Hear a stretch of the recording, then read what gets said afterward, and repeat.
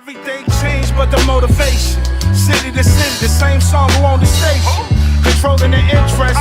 Look how these kids dress. You catching them. I mean, I don't see why not. I mean, we might as well. We here for it. We here for it. And it looks like y'all here for it too. What's good? We back in business. Y'all know what time? Y'all see that? Y'all see that?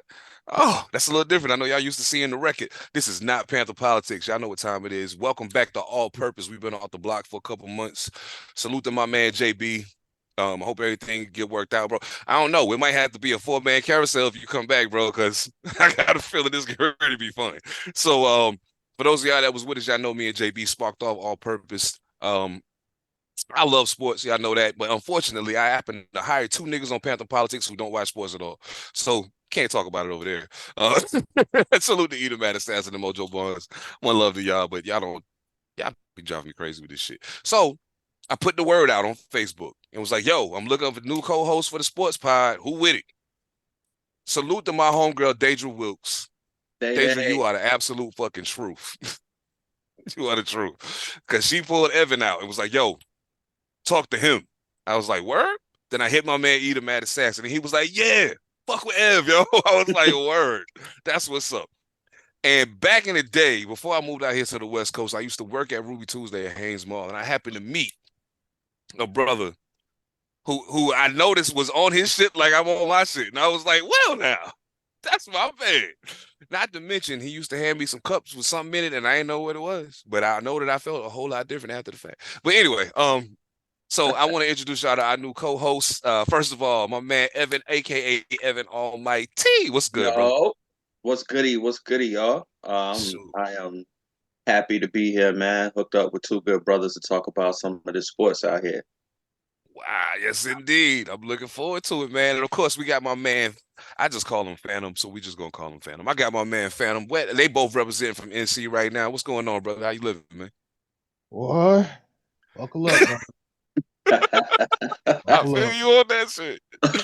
I put the wrong 3 people together, and I know good and doggone well. Oh yeah, I already warned everybody. I already warned everybody. I said, look, y'all might as well go ahead and just get ready, because you know there's gonna be some stuff said. Go ahead, tap the button, subscribe, follow, all that good shit. You know I say all that at the end, but right now we're gonna get all. I'm gonna do the same thing I did with JB, because I want to make sure that a year from now, 9 months from now, whatever the case may be, it can't be no side switching going on. So, Evan, we're gonna start with you. I need to know who your favorite teams, who's your GOAT, and anything else beyond that we can talk about after. But yeah, no doubt. Hey, as y'all see, my background look kind of fake. I don't know how I pull that off. It looked like AI, but we go for any New York sports team. Whoop, Evil whoop. Empire. We start with the Evil Empire right there. We had to do Ralph Lauren with the Yankee going on. We do the New York Giants over here a little bit. Also mess with the Jets, the Islanders, a little hockey. Mets. I mess with all New York teams. If we talking GOAT, let's see. I'm an '80s kid, so my GOAT is Mike. Gotta be like Mike. I got all the sneakers. You'll see as the episodes go on when I build out my set a little bit more. It'll be crazy over here with sneakers. So, Mike. I'm also from North Carolina, of course, y'all. So if I gotta choose Duke or Carolina, I'm a Tar Heel fan. I'm all day. I'm a Carolina Blue fan. God loved us so much he named the sky after us, yo. You feel me? I love it, dog. Oh, I love it. Hell yeah. All right, okay. So we got I hope y'all writing it down, taking notes, keeping track of this shit. Cause yeah, all right. Phantom, where you at? I guess I'm the weird one here. So I'm from Georgia, Seaport. I'm from Savannah. So my teams, San Antonio Spurs. Ooh. I am a Michigan football fan my whole life. Hadn't changed. Hadn't win them. Well, thank y'all for beating Alabama, by the way. For sure. And I'm a Panthers fan. Okay. Oh, that's right. Okay. I don't know why. I think I got you and Tim mixed up, because I was thinking Steelers for a reason, for some reason. That's Tim's I got you. Yeah, that's Tim's team. Yeah, no MT, doubt. All Okay. in this too, so them mine. Baseball, I used to love baseball as a kid, but I don't catch up to it as much as I used to. I've been getting back into it a little bit. Let's see. I'm sorry, y'all. I'm gonna do it. I still love my pro. I still love my pro wrestling. Come on now. No doubt. I ain't ashamed. I ain't mad at that. I ain't Who mad. your I know a whole lot of all-time- niggas like wrestling. Who your all-time professional wrestler? Who's your all-time professional wrestler? Ooh, that's actually easy for me. Who's that? Undertaker. Okay. Undertaker? Yep. Nice. Even over Ric Flair. Oh, now that's mine. Flair. Even mine. over Ric Flair. I'm gonna tell you why. Okay. That man changed up gimmicks. That man stayed relevant for decades. Even though Ric Flair has too now. But he's the only wrestler. I'm gonna give y'all a funny little thing. When you were a kid, now wrestling was fake, right? Right. If you were a kid and you didn't know the business and they told you Mark Calloway Undertaker died, you wouldn't believe it. That's true. Nah. You would not believe it. Just like you didn't believe Tupac was dead. You wouldn't believe, like, wait a minute, Undertaker, nah, hell nah. If That's you was true. a kid now. If you was a child, yeah. And you was into it, you're like, man, ain't no way. So that, and I'm also, I'm a UFC head, so I'm a UFC mixed martial arts head too. So we're gonna get I rock with that. I'm a martial artist, so I love UFC all the way live. You said Ric Flair, your favorite wrestler? Love Rick, yo. Okay. Now I'm gonna admit something right now. I ain't watched wrestling probably since 1991. But my favorite wrestler, my favorite wrestler was Kerry Von Erich. And my favorite tag team was the Road Warriors. Okay. Okay. I love the Road Warriors. They run the ring, beat your ass, pin you, and leave before the music stopped playing. I love them niggas. I love them niggas. Real quick. The only other ones. Now there is just a quick wrestling rundown. Now they were supposed to be some tough dudes behind the scenes.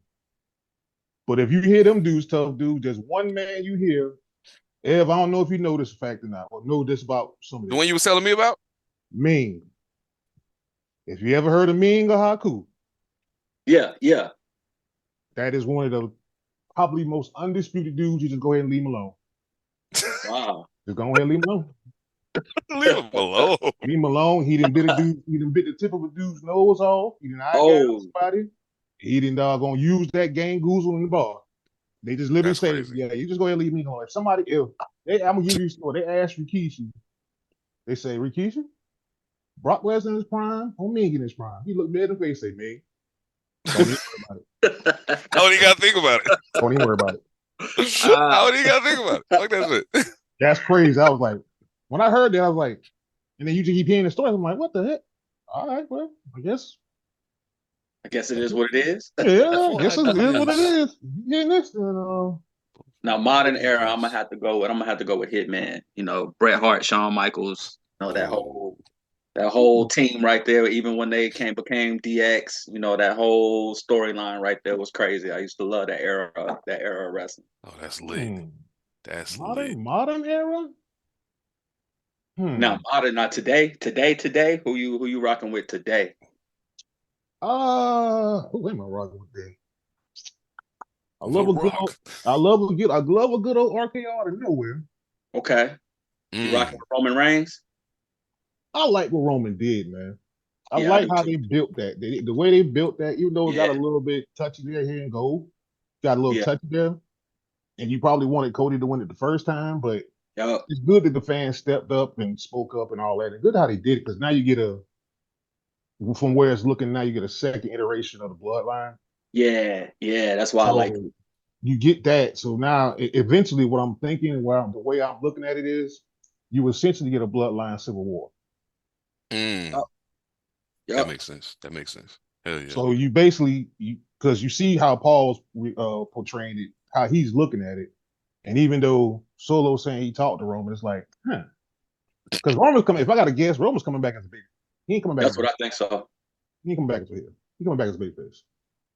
Yeah. Coming back as a what? Baby face. That's a good guy. Yeah. Oh, okay.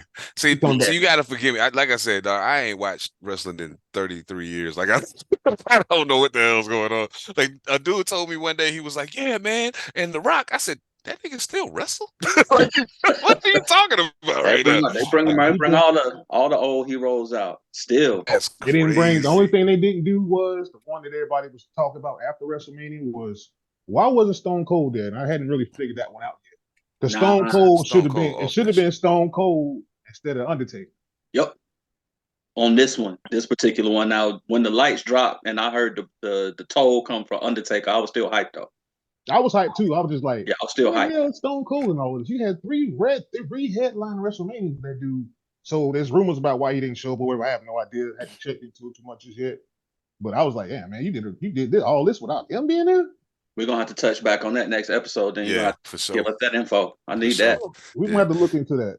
Mm-hmm. Like, I mean, yo, you know, the wild thing is, like, and the crazy thing is, I don't even watch wrestling, and y'all kind of got me hyped just talking about it. But like, again, I don't watch wrestling, so from now on, I'm gonna just carve out a piece of time and let y'all do y'all thing with the wrestling because I don't got nothing to say about it. But hit YouTube, and I you do got to catch up.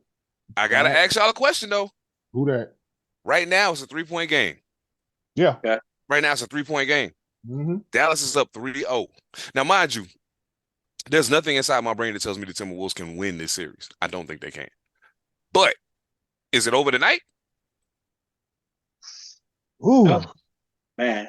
Right now, go ahead, Phantom. What you think, Phantom? Right now, Kyrie Irving is. Let me make sure I got this right. Right now, Kyrie Irving is 2 for 8, 0 for 3 from 3-point range. Washington is 0 for 5, 0 for 4 from 3-point range. Luka's carrying the team. He's got 21 about the action. So is Luka starting slow or is he starting hot? Luka's got 21 points, but he's a -6. Dallas Kyrie is not playing well. The only person that's a positive on the team is Jones Jr. He's the only one. He's a +10. They in but Dallas he's a +10 tonight, with right? 7 points. Yeah, they are in Dallas tonight. Absolutely. They're in Dallas tonight. Yes. And Lou, you say Luka hot right now? Luka hot right now. They're gonna get swept. They're gonna get swept, bro. You think it's over? Yeah, they're gonna get swept, bro. I want to keep my eye to it just to see how that fourth quarter gonna turn. That's the one. Yeah, I want to keep my eye to it because I want to see how that fourth quarter turn. Because see, even though Kyrie is off right now, I ain't worried about Kyrie the first 3 quarters. Nah. Nope. That's why I asked that. Nope. Don't even need him. When you get to the fourth quarter, Kyrie, he's going crazy. Kyrie is a 10-minute basketball player. You wait till 10 minutes left in the game and he turn it all the way on. Yeah, so that's coasting until about 10 minutes. So let me ask y'all watched all the games? Yeah. Why is Minnesota losing? Why is Minnesota losing? Why are they losing? Why are they down 3-0 right now after they just beat Denver? Because they need somebody to smack people around. They need vets. They need somebody to smack people around. Rudy ain't it. Rudy's big, but Rudy too nice. You know what I'm saying? He too nice. You know, you got 6 fouls for a reason, bro. Cat got 6 fouls for a reason. That's what Ant was on him about. When Luka come down in there, you got to kill him. You got to kill him every single time. Make him think twice about this shit. Yeah, so you just shoot jack up threes. You know? Yeah, kill both of them. You got to smack them down. You just hit a 3. I'm gonna tell you something good. You just hit a 3. When I saw Kyrie Irving back Cat down in the post, I knew it was over. Man. Get out of here, man. I knew it was over. That's how you 7 feet tall and you shoot more 3-pointers than every guard on your team. And I thought Ant would have brought the dog out of Cat because Cat was talking like, you know, he's basically conceding the team to Ant. You know, hey, this is our star. You know, we following him. I'm like, man, come on. Where did Cat go? Was Cat a number 1? He was number 1 overall. Yeah, he was number 1. Yeah, he was a number 1. I'm gonna bring something up to y'all. I'm gonna bring something up to y'all on this in that point. Y'all remember Jimmy Butler was there.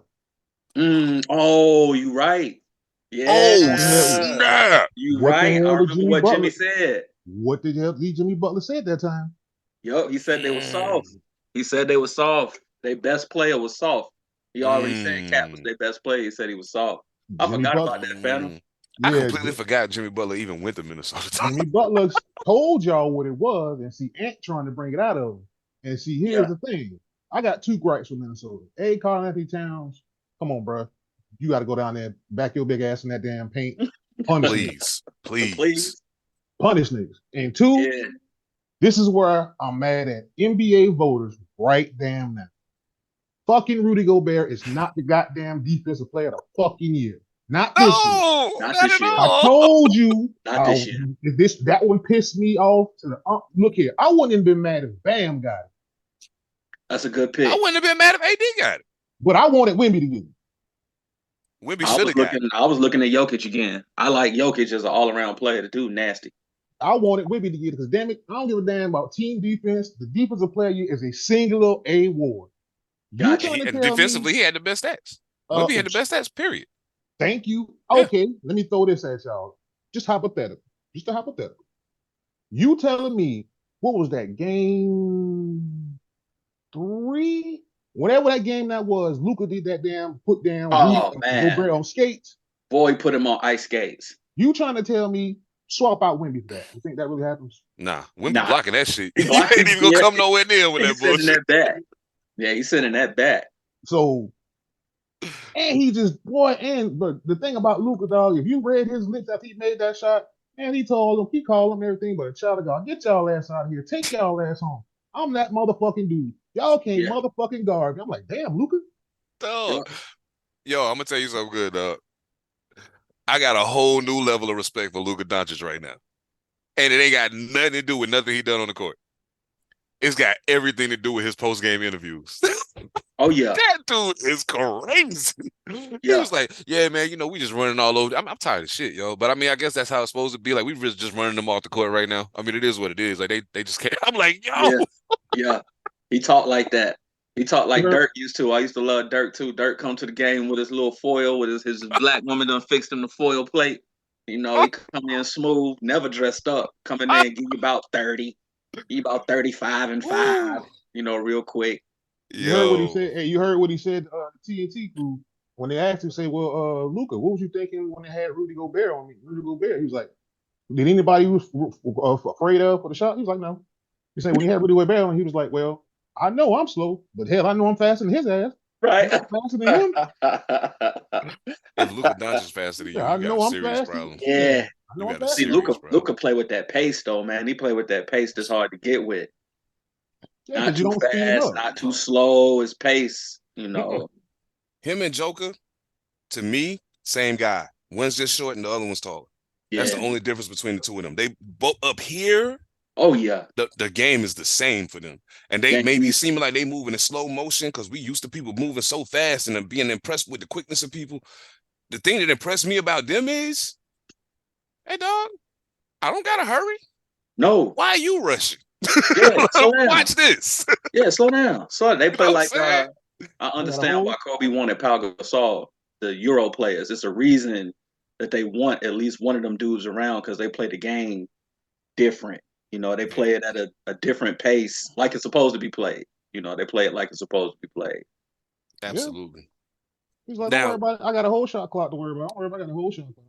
Right. Let me ask y'all this. So, in y'all opinion, is this season an apparition, or are we actually witnessing the progression of the Timberwolves? Is Anthony Edwards going to?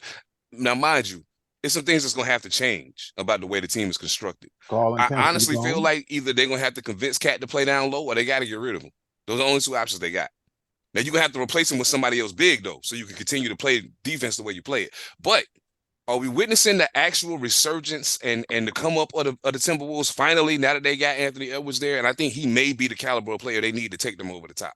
So, I mean, just curious if y'all feel the same way. I think their star player has arrived. The star player is there. You got your star player now. But I think Minnesota is 2 pieces away. Like you said, alluded to, either you're going to have to force Cat to play what he's supposed to play, or you're going to have to get rid of him, or you're going to have to bring in, I would love to see somebody like Bam Adebayo. Put him on the team, on that particular team, and then go get you somebody that is going to smack people around and waste all their fouls. You got to have at least one. Go get Dwight Howard. Go get any dude like that, somebody that can waste a whole lot of, where you playing, you in the West, there's big bodies in the West. You need somebody that can smack these big dudes around and waste fouls, so build your bench on people that are tall and can smack people around. And I think y'all have a great chance, yo. Great chance. Yeah, because the skill guys, the little guys, the guards and the forwards, they cool. You know what I'm saying? Cool. Conley still got a couple years left in him, and I'm pretty sure that Minnesota's never been terrible at drafting. You know what I'm saying? They actually draft pretty good players for the most part. They did draft Johnny Flynn, but we ain't gonna get into that right now. But overall, they usually do pretty good. So I mean, I don't know. We'll see. Phantom, what you think, man? Look here, I'm gonna say it like this here. The fact that he started with look here. He started slow. Look here. See, okay, if they get swept, okay. Because here's the thing, y'all gotta look at also. Are they willing to go on the luxury tax first for this team? They market. A and B. Here's the thing. Let's just say, if you ain't gonna get Cat to do what he's supposed to do, which at this point in time, probably talented is what he is. Yeah.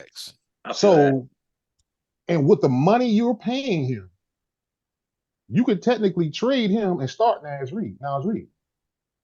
You could. And get more assets for Karl-Anthony Towns. Because if we all pretty much agree, we think Ant-Man is the guy. Absolutely. So I think you're going to have to probably be like, Cat, that money, Naz Reid, about 11, 12 million cheaper to start him. We know what you are. So you could possibly do that because does Minnesota, with the new ownership in place, do they run it back again this year?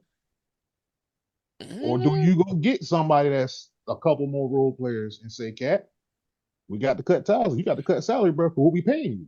You just said the $1 million thing too, realistically speaking. You talking about trading Cat to somebody. Let's just think about it for a second. You can get Dwight Howard for the veteran minimum. For the low. Yeah. Trade Cat, free up all that cap space. Yeah. Get another shooter and somebody else that's defensive minded. Somebody on the perimeter that's defensive minded and another big body down low. Because remember something, I'm a Lakers fan. The last time we won a championship, what did we have? Defense. JaVale McGee and Dwight Howard. Dwight Howard. Anthony Davis rarely had to take his ass near the basket unless he wanted to. Yeah. Nope. That was his relief because he don't like playing the floor anyway. Exactly. Nope. He got to play the game the way he wanted to play and got his shit off. But we had two big dudes that not only were big, can bang with you, don't mind spinning them 6 fouls and can rebound, but don't get it fucked up. They'll score too. Oh, they jump out the gym still. You feel me? So I mean, like, when I look at Minnesota, I see us in the bubble. Okay. The only problem is Rudy Gobert is Dwight Howard, but he don't got a JaVale McGee with him. He got Anthony Davis with him. Yep. That's the problem. Well, Rudy Gobert also, though, here's his other problem.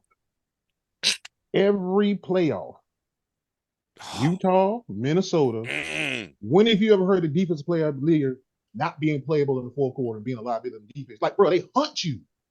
They literally, in a pick and roll, man, where Rudy Gobert? Let me find this dude. Shaq say barbecue chicken? Yeah. And I think it's because they can't switch, Phantom. I think it's what Seven's saying. They can't switch. I mean, you got Rudy Gobert. Who you gonna put on him? Cat's off. Cat foul immediately. You know, he doesn't move his feet that well, and especially against a big body player, that banging pushes Cat off the ball. You know, he just disappears and starts fouling instead of playing defense. Now, do you think that if they got rid of Cat, say they moved Cat, we got aging superstars out here. So we got Bron, we got KD, we got Steph, we got Klay Thompson, you got all these aging superstars out here. So along with Anthony Edwards, Naz Reid, Mike Conley, some of the young players that they got, Rudy Gobert, would you go pick up KD? Would you go pick up Bron? You know, if they had an attractive package where they say, we'll draft your son, Bron, you come on up here. I would sign KD. I wouldn't sign Bron. I would sign KD. I would sign KD only because all I got to ask you to do is shoot the ball. You don't got to do nothing else. All you got to do is score. And you don't even got to be the main scorer because we got Ant-Man. We got Ant. You be the secondary dude. It's all good. You don't add to the defense by being able to sit in the chair. You add to the defense by being long. That's it. That's all I need you to do is be long and in the way. Stand in, look stupid. But on offense, I need you to fill the bucket up when Ant get tired. That's it. I pose this question to y'all. Okay. Okay. So you say aging first. First, I would probably go for Clay first. For shooting. Okay. I see that. Go for Clay for shooting first. Now, here's the thing with KD, y'all. And this is the thing that's been puzzling me for the last few years. Now, we know Anthony Edwards is the dog, the leader, whatever. So that would also take pressure off KD for having to talk or whatever. But I wonder, though, because you hear the stories, reports, we don't know if they're true or not. What that I just want a hoop mentality is cool with Ant, but it's like, will it be all right with Ant, as far as like, hey, homeboy, come on now. Hey, because you feel like Ant gonna be the dude to be like, hey, OG, come on, bro. I feel it. I don't doubt that. That's the one thing about KD. Like you said, KD me before all these different, moves and places he done been and all that. I'd be like, okay. But then I said, well, go get Clay. So saying that, has KD played with a dog? A straight up dog like Ant? Yeah. Has he played with one yet? Yeah. You think is that Book? Who is it? Who's the dog that he's played with so far? It ain't Westbrook was. He weird too. Well, I mean, Westbrook was a fool. After they never should have broke the Fat Boys up. That was the Fat Boys. They never should have broke the Fat Boys up in OKC. They were bugging when they did that right there. When they let James Harden leave, they fucked it up. They messed it up, man. That part. When they let Harden leave, they fucked it up. And they didn't want to go on a luxury tax. You probably had a better chance. Well, you probably could have competed. It's not okay because see at that time. Okay, well we'll stop. I'll pause that right there. A dog as he played with the dogs. A dog. I mean, do we consider Kyrie a dog? Do we consider James Harden a dog? Both of them was hurt too much in Brooklyn to be the really. I mean, like in their natural state, yeah, both of them dogs, in my opinion. But like both of them was hurt too much. You know what I'm saying? Not to mention KD still wasn't quite himself yet. You know what I'm saying? I think what KD needs though, if you're gonna do this, like let's just hypothetically, we saying they can go get KD for example. I think KD is only good in like two type of situations. Okay. And he's gonna always be KD and be great. Don't get me wrong. But okay, like a player like Ant that can stand in front of you and like, yo, it's your team, you ain't gotta do it. Or KD would be good in a place like San Antonio type of place where the coach is gonna let you. The coaches who be talking, you just play. It's the whole team. Don't even worry about it. Yeah, I feel you. Because even with Wemby being as good as he is, you can tell like his numbers would be way crazier if Pop was just like, just give him the ball. Give him the ball. He's like, no. We still gonna play team basketball. We still gonna play Spurs basketball, but he's the guy. We know that. If he was in Charlotte, he'd have 50 points a night. Easy. Yo, hold up. No. Before we go crazy, I gotta ask y'all. Go ahead. Because that's your dude. So go ahead. No. I wasn't bringing it to Wemby just yet. I was just bringing it from a KD standpoint of where that whole Minnesota thing. That's what I was trying to keep. Oh yeah, no doubt. Yeah, I'm trying to keep it there. But I ain't. If you gonna ask me about Wemby, then we'll get to that part later on. No doubt. As a matter of fact, we'll get that later on. You know what? We gonna. I got a whole thing I want to talk about around him and Chet. We can drop that next episode. I got you. But since we talking about dogs and motherfuckers being the man, I gotta ask y'all about somebody I'm curious about. Y'all know I'm a Tar Heel fan all the way live. But for some strange reason, after the dudes leave them dark blue dudes that go to the NBA, I like some of them. So like, yeah. So the one I want to ask y'all about right now, light skin with the tattoos. Jason Tatum, man. Is Jason Tatum him, or is he just him? Like, what year is this for Jason? This is his year 6, 7, 6 to 7. He came in at 19. He's 20. Yeah, 7. Seventh year. I know it's about his 6th to 7th year. I'm gonna go ahead and say he that dude with the eye test. Just looking at the eye test, just watching the Celtics play, and they got another high flyer on their team in Jalen, but there's levels to it, and Jason Tatum is a level above even Jalen, and Jalen can fill it up. But Jason Tatum now, it seemed like he got the dog in it. Like when it's time, he taking a shot, he pulling up from 3, he getting fouled, he hitting the free throws. I think him losing so much on the East has finally gotten him to a point where he don't want to lose. He got that Kobe. He like Kobe. That's his player is Kobe. So, he done got to the point where he can't stand to lose. And once they get to the point where they can't stand to lose, that's when they start killing. Boston coming out the East. I mean, they're coming out the East. Yeah, that's a done deal at this point. Absolutely. Ooh. I saw that face, Phantom. Go ahead. What you think, I say my Phantom? point. Okay. I think about Tall Drake. I call him Tall Drake. Tall Drake. Oh, shit. Good God Almighty. Now that you said that, and now that that you said that, Durham, now we here. Yeah. Oh, my bad. Now that you said that, I'm like, Jesus. Man. Jason Tatum, skill set wise, talent wise, man, I have no issues at all about that. No doubt. But it feels like, especially these playoffs, it's like Jaylen Brown, his personality is like, it's out there. It's like Jaylen Brown feels like the leader. And Jason Tatum feels like he is the leader, but it's just like he just kind of cool, kind of even. Then when it's time, he kind of pick up a little bit. But see,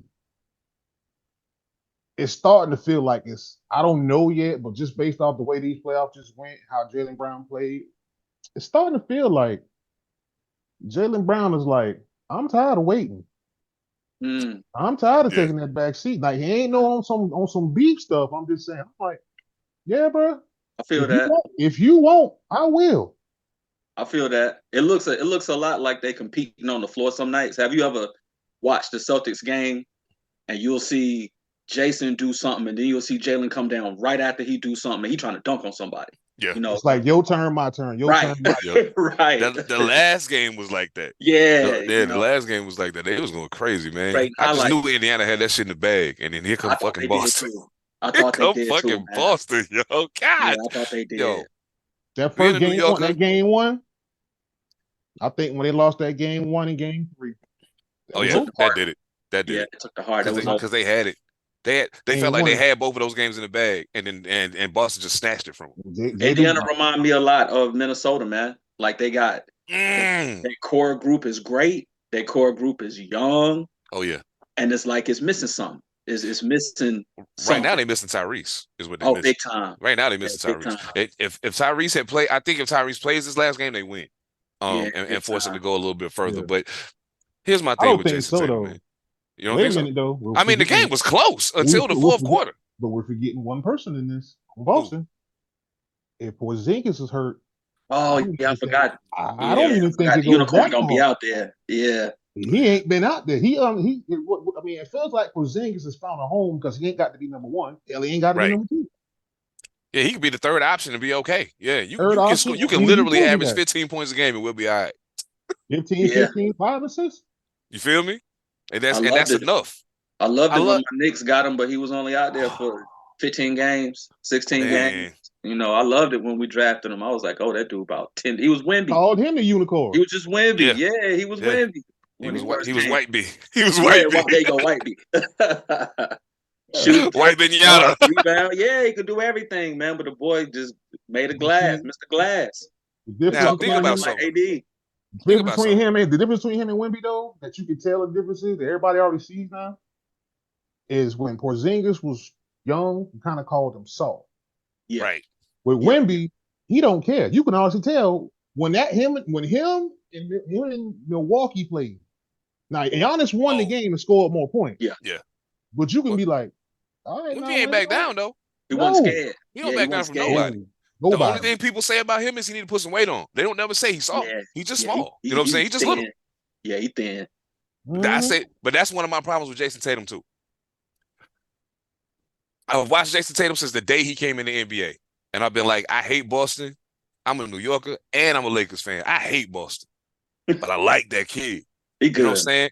I'm watching him, and I'm like, yo, this Tatum nigga is nice. But then the problem is, for me, with him, you always shrink at the most inopportune time.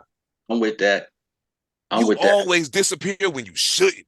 Like that's the crazy part. And then Jaylen Brown, I've seen games where Boston's and they're losing, and Jaylen Brown is going crazy, and Jason Tatum is not doing anything, and Jaylen Brown hit a shot and just look at Jason Tatum like, what the fuck are you doing, man? You know what I'm saying? I'm like, yo, you can literally see it on his face. He looking at him like, bro, what you doing?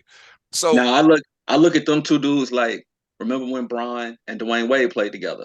Bron got the same mentality as Jason Tatum. I'll hit it when I need to hit it. I'm gonna pass it when I need to pass it. I'm gonna get the rebound. I'm gonna get the steals.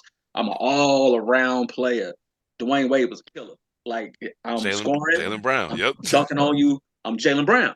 You know, and Jaylen trying to move around on the court like Dwayne Wade did. So I look at their dynamic kind of like, you know, Bron and Wade, they can definitely win. I wish they had Porzingis on the team because we ain't even seeing what they really look like yet. Bro. But see, here's the thing. Is he gonna be back for the finals? Or is he done? I don't know. No. He's coming back. He said he was coming back this year. Yeah, but they got 10 days because he got 10 days. See, they already swept, so they got 10 days in between anyway. Oh, he coming back. He coming back. So if Minnesota, Dallas don't win. Dallas come through. If Minnesota wins tonight, you give them. Well, actually, still gonna be 10 days. Minnesota up 5 right now. Yeah. So, but to your Bron Wade point though, here's the difference with that though. We already knew what Bron kind of was. Yeah. But what D Wade always said, and what they always said about D Wade was, you just need to unlock that little evil part of your ass. Just unlock that little evil part that's in there, and then go kill. Yep, go kill. Go kill. And then he did when that Boston game, it was like, oh, something happened. Yeah, something happened. That's the one. Okay.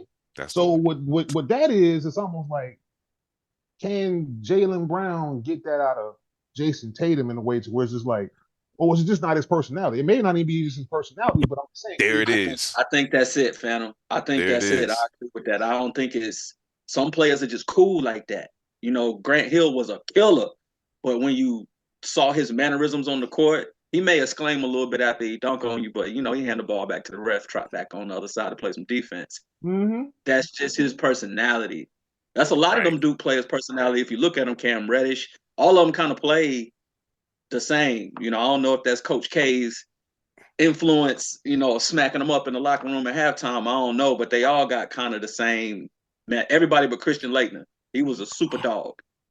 You know what you just made me think about? Christian Laettner was an asshole, and JJ Redick was an asshole. JJ Redick was an asshole for Duke too. Why is all the white players from Duke all assholes? And fucking Grayson Allen. Man, the dirtiest player in the league, bro. I knock his ass out, yo. No, I ain't all assholes. I'm just kidding. I knock his ass out. But you just made me think about something. And this ain't on the list, so forgive me. I'm kind of flying. Okay, and just to make sure I make my point, I'm not convinced Jason Tatum's him yet. Okay. The finals may be the thing to define it for me. The finals may be the thing to define it for. If he shows up in the finals and make Jaylen Brown have to take a secondary seat to him and say, bro, this is my team. I understand we boys, we both killers, but you don't kill like I kill. You know what I'm saying? If he does that, it's official. And I don't want to hear any more Anthony Edwards talk if he does that. Anthony Edwards going to have to wait his turn. Oh, you know what though? And this might have actually helped him, but unfortunately he passed away. You may have gotten it out of him earlier. Let's just say if Kobe never died. Because that's Kobe's guy. You might have could have gotten out of him a little sooner. That might have been a different time. You're right. Because we got Kobe because of Mike. You know, we didn't know how tight that relationship was until Kobe passed. Exactly. Yeah, you might have got that out of Jason Tatum. You said who? Man. You might have got that out of Jason Tatum if Kobe. I think so. If Kobe was around to kind of get in his ear, it might have been, like, hey, bro, because you already know stories of Kobe are related. Hey, bro, it's a call. Hey, man, what the fuck are you doing? You better take your ass out there and go out there to fucking play. What the fuck are you doing? He called him at halftime, nigga. Right. Yeah, he gets a text at halftime. Kobe's like, hey, hold up, bro. Hold up. Hey, not even. That's all I was about to say. Not even halftime. He hitting him on the bench. Somebody walking up with a cell phone. Hand him the phone. He calling his lady. Hey, take Jason the phone. Is he on the bench right? He's sitting down right now. Take him the phone. Hey, being on the phone. Being on the phone. What the fuck is you doing? Yeah, you know what this is, right? You know what this is. If you don't get your ass over there and go beat these motherfuckers' ass, I don't want to see this shit. Hey, bro. You better score. You better score 20. You ain't never lied. I'll be in Boston on a flight to Boston in the couple tonight. I love the way this just keep rolling into where it's supposed to be going. Because now I got a question for you. Mm-hmm. I listened very recently to a clip from a podcast where Draymond Green and Shaquille O'Neal were speaking. Oh Lord. Draymond Green seems to think that the Warriors championship team. Now, I'm gonna say one of the teams with KD. I'm not gonna say any of the, because let's be honest, it would have to be one of the teams with KD to even compete with the Lakers teams. Mm-hmm. Them other teams ain't got a chance. It got to be one of the two teams with KD that they won, that he's talking about. But he swears up and down that they could have beat the 0-1 Lakers. And I'm thinking to myself, it would have been a very interesting series. Very interesting. But my question becomes very simple. And he asked Draymond the same question, and Draymond couldn't really give him an answer. Because the strategy that he was talking about trying to use, people tried it on Shaq a million times and it didn't work. Mm-hmm. So he said, Shaq asked him very clearly, who's going to guard me? And don't say Andrew Bogut. He said very clearly, do not say Andrew Bogut. That ain't going to work. That ain't going to work. So Draymond said, oh, I mean, I can. He was like, what? I didn't know this until a day or two ago. This whole time I've been thinking Draymond Green was like 6'9", 6'10", 6'11", somewhere around there. They was like, Draymond's like 6'6", 6'7". 6'5". Yeah, he Kobe height. 6'6". How you gonna guard Shaq? Not happening, bro. These niggas, these new niggas, and I just gotta say this, and I mean it from the bottom of my heart. I love a lot of y'all, man. Even Joel Embiid, I like you, man. A lot of people don't fuck with you. I like you. I think you're a talented guy. Yeah, I like Joel. Shaquille O'Neal will put you on your ass, dog. All of them. You, Jokic, all of y'all will put you on your ass. Prime Shaquille O'Neal will handle any one of y'all. It don't matter which one of you it is. I don't care who it is. Who can stop him? Nobody. You said who? Under new age rules or 90s rules? That's the problem I'm having. That's the other part. Yep, yeah, I forgot. You're right. You're right. You're right. I think any great player I think of playing era, and Shaq just ain't. Shaq is just Shaq. I don't know what the hell you say about Shaq. You see that big son bitch. You see that big son bitch coming to the doggone lane. Get the hell out the way. I'm sorry. Get out of the way, right? Just move, yo. Hey, coach, look here, bro. I know I'm getting paid and all. You see that big son bitch right there? Nah. I don't pay me enough for that. Nah. Yeah, executive decision, bro. I'm moving out the way. And I'm only 6'1", 6'2", so hell no. Who guards Shaq? Who guards Kobe? And if you try to double them, you gonna leave Rick Fox and Robert Horry and Derek Fisher wide open? You got Big and Shot Ron Bob. Harper. Yeah, you got Big Shot Bob. You got Big Shot Bob on the team. You got spacing, you got shooting, you got a big man you can't stop, and you got Michael Jordan 2.0 on the team.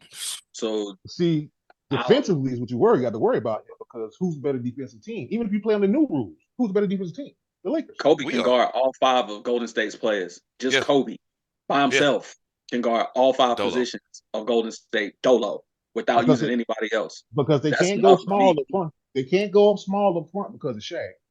Nope. So Draymond's the 4. So I got to think of that damn team. That team in my head. Let me tell you something. They had KD and Kobe gonna pretty much cancel out, even though Kobe's a way better defender than KD. Oh yeah. Offensively, they cancel each other out though. Offensively, they cancel each other out. Yeah. So you got that. So okay, we got Clay, you got Steph. So somebody got to guard Steph Curry. He said also variations of it. So you could say put Ron Harper on him. I'll put Rondo on him. Wait, hold up. Rondo wasn't on the team that year. On the squad. Yeah, Rondo wasn't there. Brian Shaw was there. Shaw was there though. Tyronn Lue was there. Tyronn Lue was a great fucking defender as a point. Fish was there put too. Tyronn Lue on him. And Derek Fisher was there. Yeah, Derek Fisher was there too. So only one he couldn't guard was Allen Iverson. That's the only person Tyronn Lue couldn't guard. You talking about people guarding Steph? If you run all 3 of them at Steph throughout the course of the game, he's worn out. Steph don't play no defense. What are you gonna do?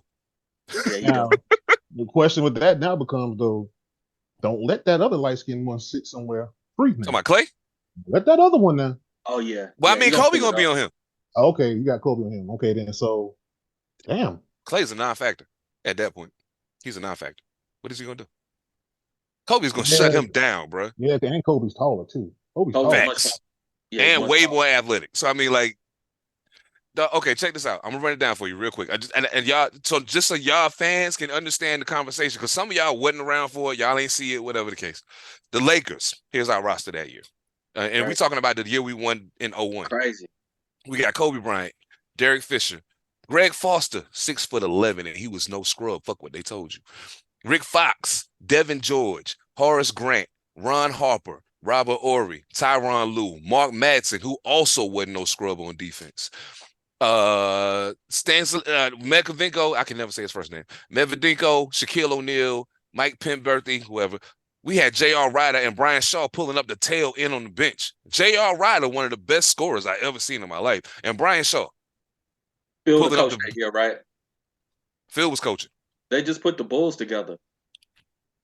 Bro. It's just the Bulls in yellow. Is all that is. It's the and Bulls you know what?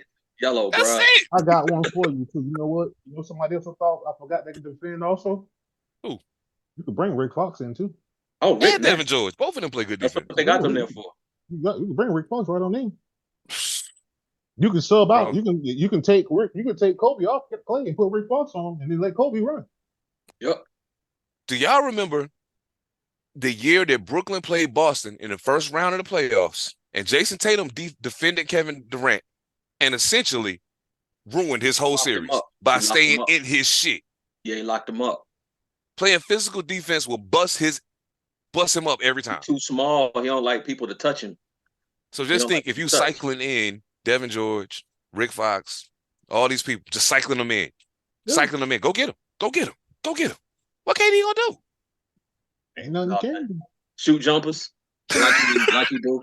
Shoot jumpers. You don't have to shoot three. You You said shoot jumpers? You're gonna have to three ball them. You're gonna have to three ball them because it's gonna have to be three baller because you ain't taking your ass down there with Shaq down there. Nah. You going down there. Nah, he wasting all 6 of his fouls. He making sure he used all 6 of them. Yeah, Shaq. I forgot JaVale McGee was on that team. I told you, JaVale was on that team. JaVale McGee was on that Warriors team. Mm-hmm. Iguodala was on that Warriors team. Sean Livingston was on that Warriors team. Zaza Pachulia was on that Warriors team. David West was on that Warriors team. Ooh. Nick Young was on that Warriors team. Okay, we got they got some ballers. Don't get me wrong. Quinn Cook was there. We got a dilemma. We got a Caspi dilemma. was there. Chris Boucher was there. Jordan Bell was there. So they got some players. Kevon Looney was there. I mean, he ain't no good, but he a big body you can throw in there to get dunked on. So I mean, now you run Andre. You gonna want Iguodala at Kobe? Yep. Good luck. Iguodala right at Kobe. Good luck. Well, he gonna make it hard for him. Iguodala can play some fucking defense. He gonna make it hard. It ain't gonna make it. It ain't gonna be easy. Okay, he was still young enough then because Iguodala and Kobe crossed paths. Iggy was in Philly. Iguodala was 13 years in at the time. Wow, for real? No, we talking about years in. We talking about. Wow. Well, wait a minute. Did he say prime or did he say just the team of the year? But he was just saying the team. He didn't say whether people was in their prime. He just said the team. But I mean, if you talking about any one of them 3 Lakers championship teams when we won the 3-peat, Shaq was in his prime. Yeah.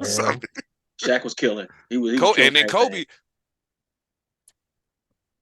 Yeah. I mean, that was the era when Shaq was dunking the ball and people were like bouncing off dude. Like he dunked the ball and like 3 dudes would bounce off Shaq. I was like, yeah, you can't stop that. What do you say? Oh yeah, as even Shaq said, I was skinny Shaq the first one, medium Shaq the second one, and I was fat Shaq for the third. Fat Shaq the third. Yep. I was like, well, if you give me skinny Shaq, then because the only person I ever seen give Shaq work at that time. Hakeem Olajuwon. Yes. He used to ruin Shaq, yo. He was footwork, baby. Yo, he tall. I don't know why his name don't come. Oh, but I keep jumping the gun. I'm not trying to jump off the topic. Warriors, Draymond Green, stop that shit. Just stop, please. Just stop. You're ridiculous. You're ridiculous. Love you. But since you, say love you. Yeah, no, one love. Yo, I love. And the wild shit is that Warriors team. I loved watching them play. But people assume I'm biased because I'm a Lakers fan. No. You are. No. I'm not biased because I'm a Lakers fan. I'm biased because I know the truth. I seen it with my own 2 eyes. I'm not one of them niggas that got to go watch YouTube clips to see what the Lakers looked like in 2001. I was there. Oh, no, you don't. You feel me? I was there. I seen it. That's why I tell niggas when we had the GOAT debate, when we do have the GOAT situation, the GOAT debate, I'm like, dog, you 20-something years old trying to have a GOAT debate with me. You never saw Michael Jordan play. Right. All you seen is clips on YouTube. Right. You never saw him play. I saw him play in college. I saw him play in the pros. I saw him when he left and came back in the pros. And I saw him when he left and came back again in the pros. Come on, man. You know what You though? can miss me with that shit. You sound old. No. I don't sound old. I sound like I was there and I saw it. That's what I Don't sound make me like. feel old. I don't want to feel old with you right now. Nah, nigga, I tell people all the time, man, about the only team that I saw or went to some games and actually saw that looked as good as that Lakers team was the Tim Duncan, David Robinson. There's where I'm going. That yes, era indeed. of Tony Parker, Ginobili, Kawhi before he was the Claw. Them teams during that particular time, they were going to beat you. If you didn't have a dog, like if you didn't have Kobe on your team, they were going to beat you. And one thing you know about that. Hey, but guess what though? Y'all ever noticed this over the history of time? Look at all the role players that was on both those teams. All the hell they did was switch from the Lakers to Spurs. That's it. Or he was in the Lakers, or he was with the Spurs. Yeah. Rodman, Curry, and somebody. Hey, don't Bob got the most rings? Bob got 7, right? Bob got 7. Yeah, I think he got 7. Because he got 2 with the Rockets. 2 with Rockets, 3 with us, 3 with the Lakers, and then 2 with San Antonio, right? San Antonio. Yeah. I believe so. Yeah, 2 with San Antonio. Bro, Big Shot Bob. Hey, man, listen. Niggas be hating on you, dog. Oh, bro, I'm glad we just talked about him because it just made me think about something, a conversation I had with somebody earlier today. So I just switched jobs recently. So I'm in collections now. And so I was talking to a sister that worked there today, and she was like, yeah, I used to be in like big amounts, you know what I'm saying? Like the heavy accounts, the 100,000 and up. She was like, yo, one of the accounts I had was Lamar Odom. I was like, word? Oh, that's Lord. crazy. Like, you know what I'm saying? But then I started thinking, like, Lamar Odom might be one of the most underappreciated basketball players I've ever seen. Everybody say it. That dude he was so good, man. He was so dope. 6'8", 6'9" with a handle, yo. That's his Clippers years. Oh man, his Clippers Lamar. Years. Yeah, even his first couple of years with us, like he was. You feel that dude? It's them Kardashians, bro. It's them Kardashians. Every fucking time, bro. On the Kardashians. Every time, dog. You get with any one of them chicks, any one of them, you're done. Okay. Oh man, that bro. I'm scared of them. I ain't gonna lie to you. I'm scared of them, and I don't scare easy. So like, you might get rich. Hey, look here. How what Shannon Sharp say? Hey, I know they're gonna kick you to the curb in 2 weeks, but I'm probably get some more money, and I'm probably gonna get a couple movie roles out. But I know I got about a 2-week shelf life. Oh yeah. Matter of fact, salute to Shannon Sharp. Hey, bro. Getting away from Skip Bayless the best thing you could have done for yourself, dog. Undisputed is dying before our eyes. That shit is dying. He told him to put his glasses back on, and he went and put them on his own show. So salute to you, Shay. You feel me? Yeah, I don't know why everybody be on the man like that, dude. But you know, man, it's funny. Who that Sharp? Yeah, man. Cause Shan, you know, I'm gonna tell you what it is, dog. And I'm gonna reel it back right after I say this, because it was funny that you said what you said, and I thought about it when I looked at the list. The thing about Shannon is this, man. We got big love for Shannon because he is, in my personal opinion, he is a part of that new era of black media excellence. You know what I'm saying? He gets the big interview. He's not afraid to speak his mind. He smokes his Black and Miles and drink his Hennessy and don't care what these people think about that. Or he could put that to the side, put his suit on, and go sit on TV with Stephen A. Smith and get it popping. Love Shannon Sharp. I loved him as a tight end. I love him as a TV personality. My thing with Shannon is this, though. Sometimes Shannon got just a little bit of Uncle Tom in him. Just a little bit. And you can hear it when he talk. All you got to do is listen. He got a little bit of it in there. So every now and then that motherfucker jump out and start tap dancing on the disc. Every now and then. Sambo in him. Sambo in him. Yeah, I mean, every now and then the Bojangles jump out. But I mean, other than that, well, I got nothing but love for that nigga. Yo. I look at it like this here.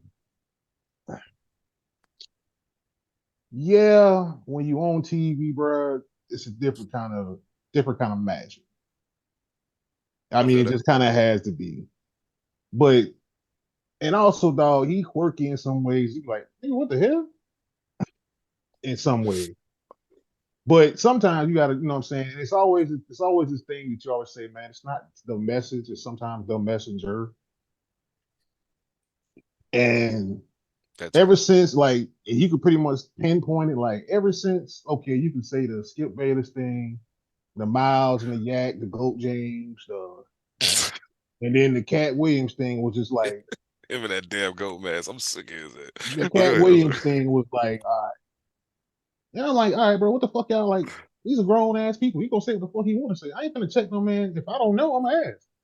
But ever since that shit is like, nigga, at one point in my head, I'm like, nigga, what the hell you thought was gonna happen when all this shit happened? And then once you got the fame for it, you know the other shit got to come with it. Yeah, absolutely. yeah, of course. The other shit will come with it. And this whole putting label of Uncle Tom's on niggas, man, that shit, man, we do that shit way too quick. And I'm gonna say that even when most people use the label or use the colloquialism, Uncle Tomism, whatever, they're using it backwards. Because if you read that book, Sambo was actually the person that you call Uncle Tom. Absolutely. So when people are acting in that particular way, it's really Sambo and not Uncle Tom. So I look at him kind of like Charles Barkley. Both of them from the same region, so they got that. There's something about it, even when Charles Barkley is talking, sometimes you kind of look at Charles. I love Charles, but sometimes when he's speaking, you just look at him like, man, shut up. Because it's just how they orate, it's how they talk, it's in them they remind me a lot of each other when they speak, and I like listening to both of them. I like they point a lot. Shannon's not a journalist. He's a personality.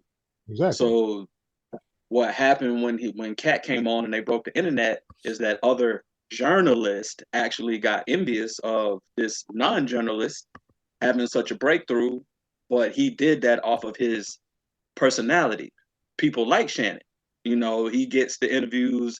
They're comfortable with him. He feeds them a little bit of cognac, a little bit of drinking, a little bit of syrup before they actually start speaking. So, it's his platform that does it for him. Kind of like Nori and Drink Champs.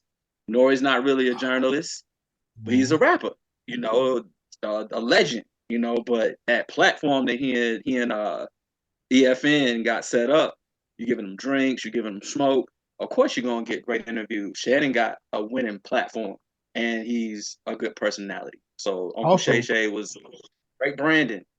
Yeah. Also to piggyback off that also is, it's about not, when people go on there, he don't feed them. He let them just talk. Let them go. Yeah, just let them go. Just go. If you want to go, hey, if I don't know, I'm gonna listen to you. That's part of, like, if I don't know what you telling me, I'm just gonna take it as you telling it to me. Now, that part. And the Cat Williams part was like, I can't believe you let these niggas come up here and say all this. I'm like, oh, That's it, real, yo. I said, hell. I said, well, I might as well. That was raw. When I saw Cat was gonna be on there, I was like, oh man, you can't control that. Because he don't do a whole lot of interview. That's what made it so intriguing, because he don't do a lot. So it's almost like, and he telling you, oh, don't worry, you're gonna finna do numbers for this. Well, he literally said, you finna do numbers for this. I'm like, what the hell you finna say? I knew 3 topics off the top of my head he was gonna say. So I was like, okay, but it's just, bruh, just sit back and watch. And it wasn't just journalists either. It was other people's podcasts. Yes. That was like, that part. Yo, yes. I wouldn't let him say this. I wouldn't let him say that. No, I can't let him do that. That outrage sold it just as much as the actual interview. Exactly. You know the outrage sold it as much as the actual interview. I'm gonna say something Trader True said in a rhyme, dog. He said, motherfuckers always talking about what they should have did or what they should have did. Motherfucker, you don't know what the fuck a nigga that been through out here, bro. So let a nigga talk. That part. Yeah. That's real shit. You don't know what a nigga That shit is real. Bro, you always talking about, everybody talking about what they would have did, how they should have did. Yes, you say what another motherfucker do if you ain't standing in their shoes. Right. Cat said he could run a 4.340. He ran a 4.6 at almost 55 years old. You know why he did that, right? Did you even catch the reason why he did it? He didn't even say it, but you know the reason why he did it? Remember Kevin Hart tried to run a 40 with a football player and tore shit? Yo, he sure did. He sure did, yo. He sure did. No, you didn't even catch it. I forgot all about that. Yo, Cat Williams is officially kicking Kevin Hart's fucking back here. It's officially. Oh, yeah. It's official. Yeah, for sure. He's done with him. I thought I didn't even at first when I saw it, I didn't even catch it, and I was like, why is this nigga running a 40? And then all of a sudden just something popped, and I said, wait a minute. This nigga Kevin Hart said he can run old running back. He just ran it and didn't tell a damn thing. I said, oh, yo, that's his shot. That's another shot. I'm glad you said shot. Check this out. I'm about to switch gears on y'all real quick. Okay. I phrased this question this way specifically for a reason. Does the WNBA have a Caitlin Clark problem? Nope. Nope. The WNBA doesn't have a Caitlin Clark problem. Okay. It's some sisters in the league that might. Okay. But here's the thing with that. Here's how I feel about that. Yeah. Is she like any other rookie that came in before? On his face? No. But do all rookies need their ass whooped? Gonna get their ass whooped? Of course. But the fact that she's drawing eyeballs and the charter flights and all this other stuff, women, it's just like Braun came in the league or something like that. You wanted to find out, like, let me find out if this is, if he that dude. You want to find out, hey, is she that girl? I feel it. Rising tide floats all boats. So true indeed. She's rising tide. Now you gotta go out here and go and take these lumps. Let's see, can you score? You ain't on a good team right now. Nah. So not at all. But is it that in some ways? Yeah. Is it sometimes media driven because she's the media darling and all that? Sure. I mean, I'm sorry to say it this way. I'm sorry to say it sound this way, and but I'm gonna say it this way. Say it. A young white brunette with a little bit of swag can ball and balled in the college. Now, don't get me wrong. Hey, I ain't knocking it all. Do you get your money? If you can make it better for the next one, go ahead. But I'm gonna say something controversial myself, just to go off that panel. I think that we're in an era now of what was the movie with Damon Wayans, The Great White Hype? Yeah. I think we're no doubt, yeah. Of the Great White Hype. If you look at the NBA, arguably 2 of the top 5 players in the NBA right now are white cats. You got Luka out there to kill you. You got Joker out there who's won several MVPs now. You got 3 of them. There ain't too many people who stack up with stats like Jokic. Then you flip it over to WNBA basketball. You got all these sisters that's in the league that's been killing for 10 years. 5 years. They out there, some really good women play ball right now. Absolutely. A lot of the Sky players are good. Every time I'm in Chicago, I try to check them out. A lot of the Sky players are good. A lot of the Vegas Aces players are good. They got good players out here in the league. But I think right now we're coming into an era where we got the Great White Hype syndrome, where we got a young white woman coming into WNBA basketball, energizing it. You got MVPs over in the Black-dominated sport, basketball, that are doing their thing now. It's kind of a evening of the playing field and getting more people. They're trying to get that revenue up. So, let's talk about Caitlin, because we need people to come in here and buy these tickets. So I'm not mad at what they're doing. I'm not mad because it is about the tickets and the jerseys and not having to subsidize the women's league from the men's league and getting their salaries up and all this other good stuff. But you need the attention to the league in order to do it. And she came along at the right time. I'm only pushback and give back on that is not the Caitlin Clark part. It's the Jokic, the white player, but see, it's not just even the white player. Those are foreign. Yeah. Foreign. Yeah. The men part is the foreign. You got an American white girl. American. Yeah. So you had American. Yeah, the foreign players, foreign white players are a little different because see, here's what's going to happen. Let's just say trajectory on the men's side for a second. You got Jokic. You got Doncic, and what's coming behind a few years is Wemby. Yeah, also a foreigner. So that part is the NBA part is like the foreign SGA players. was second in MVP vote. Yep. Also a foreigner. Got it. Also a foreigner, and he should have won. But yeah, me too. I thought he should have got it. That was my choice. I thought he should have got it. The Caitlin Clark thing is like the Midwest white girl. They want to call it a white female Steph Curry. Yeah. You know what I'm saying? So that part is like, oh, okay. Okay, I see that. But because here's even the funny thing about it. If you even go back to college basketball, when Angel Reese and them beat her. Yeah. What was that like? What was that like? She got a lot of sympathy, and Angel Reese and them got like, got a little bit of they hated on them. a little bit of something with it. It was like they hated on them real heavy. That shit was crazy. Oh yeah, you already know, man. You already know what it is.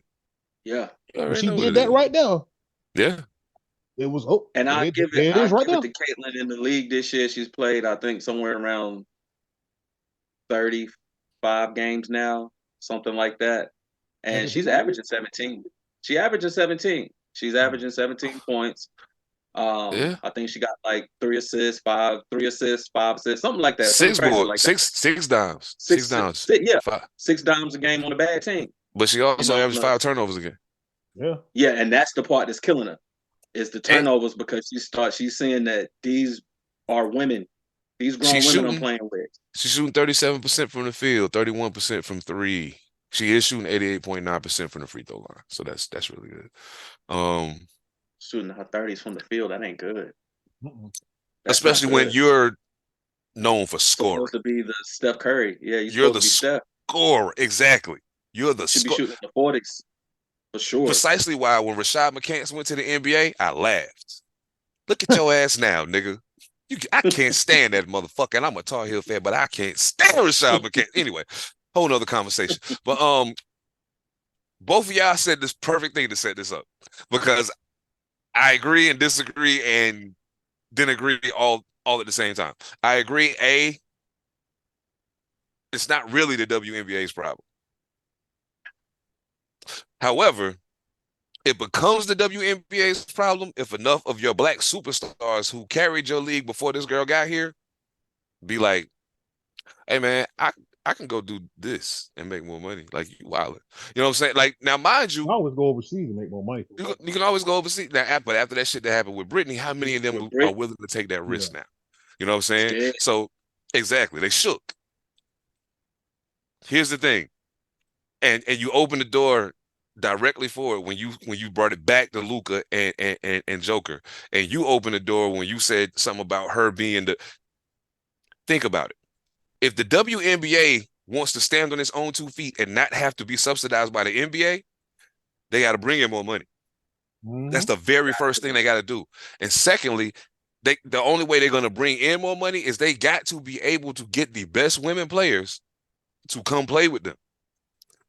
All of the best women players ain't here. They overseas. A lot of them over there. So you know what's happening? We can't sell this as an international league with Aja Wilson as the face. Because most of them countries look like her, not her. Oh. Yo, I never looked at that angle, if Caitlin Clark is the face of the WNBA, it's a whole lot easier to sell it to Europe. Hey, look what we got. Come over here. Look what we got. Come fuck with us, yo. What y'all doing? You know what I'm saying? I never really looked at it like that, man. Who are the top foreign WNBA players? I can't call one, and I watched them. The only ones I know are the ones that went in this year. This year, right? Yeah. Wilson, she ain't foreign. Nah, she's from here. Yeah. I forget. I'm blanking on the young lady. Do they got one? Boom. WNBA players from outside of the United States. Desiree Francis, Amy Atwell, Rebecca Allen. Jessica Bibby, Abby Bishop. As of right now, I don't see any superstar names. Any top 5 scoring, top 5 defense. Let's see, Kelsey Griffin. Most of these players are role players that. Hey, gentlemen. 197, under a minute left. Minnesota up by 3. Oh man, I'm glad you. Yeah. How many minutes left? Under a minute. 44, just under 40 seconds left. They up by 3. Oop, never mind. Who got the ball? What happened? So it's 102.97 now. 38.8 seconds. 102.97, Minnesota. Yep. Oh, okay. They got that. They got that. Yeah. They got that. Congratulations, young man. Y'all went down there and made Dallas act gentlemanly towards you. Because your ass still going home. But now at least they was gentlemanly about it. TNT gonna put you on that boat. You going on that boat. You feel me? Hey, dog. I'm just saying. So, I mean, I honestly think that that's the thing with Caitlin Clark. And I mean, mind you, I don't got no sauce with the chick. Yo, on a real, and I did not mean to call her a chick. I know some of y'all watching be on that other shit. It wasn't a disrespectful thing. Come on, man, leave me alone. Anyway, the thing is, I was in Minnesota when they played Connecticut in the NCAA tournament. Paige Buchers is from Minnesota. From Minnesota. Well, Paige Buchers from Minnesota, okay.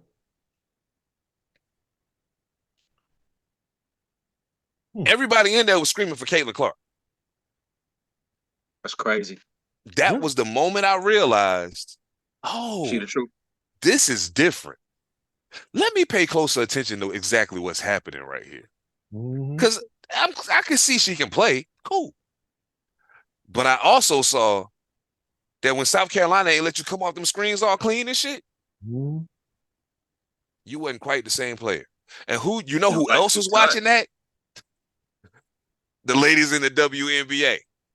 It was like, oh, word, that's all we gotta do? Okay, gotcha. Touch her up. Now watch the WNBA rule changes that start to happen to ensure that she get that shit off. The NBA rules changed, which is the reason why Steph able to get that shit off the way he get it off. Now his handles and shit and all the screens and shit help him, but you can't touch a motherfucker now like you could touch the motherfucker back then.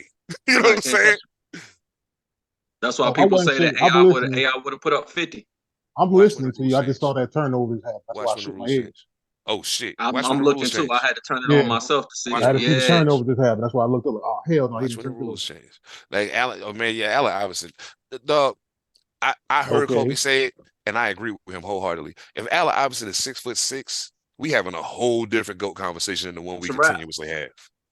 We having a whole different conversation. Speaking of that question, don't you think it's time we should have that answer? Don't you think we should have that? What you call that? Discussion? No, because that's gonna get deep. That's gonna get deep. That's gonna get deep. We can't do that tonight. No, we can't do that. We gotta save it. As a matter of fact, I want to have a whole episode that is just the GOAT discussion because it gets that deep. Because I know. Well, hold on. Oh shit! What the fuck just happened? What the fuck just happened? This motherfucker Luka just hit a 3 and an and. I think it's an and one. Come on, you gotta be fucking kidding me, dog. Hold on. Holy shit. Oh, you gotta be kidding me, bro. What in the world is happening? I just turned it on myself, y'all, and watched the same thing happen. Minnesota, don't fuck this up after I already congratulated y'all. 13.2 seconds. If he hits this, they're only down by 2. This don't make no sense. Holy shit. As soon as you said looking at this turnover, I was like, the ball over. It's a good segue into, something that we had preliminarily discussed before, which is, do we think that Kyrie has redeemed himself after he missed the free throw? Missed the free throw. Who did? Luka. Oh. Yeah, Luka. He missed it. Okay. So they still down 3? Yeah. Would have been 12.8. That's still long enough for them to fuck this up. Yeah, they in the scramble. Right now. They're at the game scramble right now. That's go ahead. What you saying about Kyrie? Oh, but nah, I think go ahead. You think he's redeemed himself? Seven? What y'all think? You think that he went down there with Luka, the way he playing? I looked up Kyrie's stats. I like to see how people do. And he's a career 25, 5, and 5 player, somewhere around there. He gonna get you that no matter what team he's on. He gonna get you 25, 5, and 5 a night. He gonna shoot about 49%, 41%, and about 90 from the free. That's anywhere he's ever played. His stats are about the same everywhere. He's in Dallas this year. He's averaging the same thing.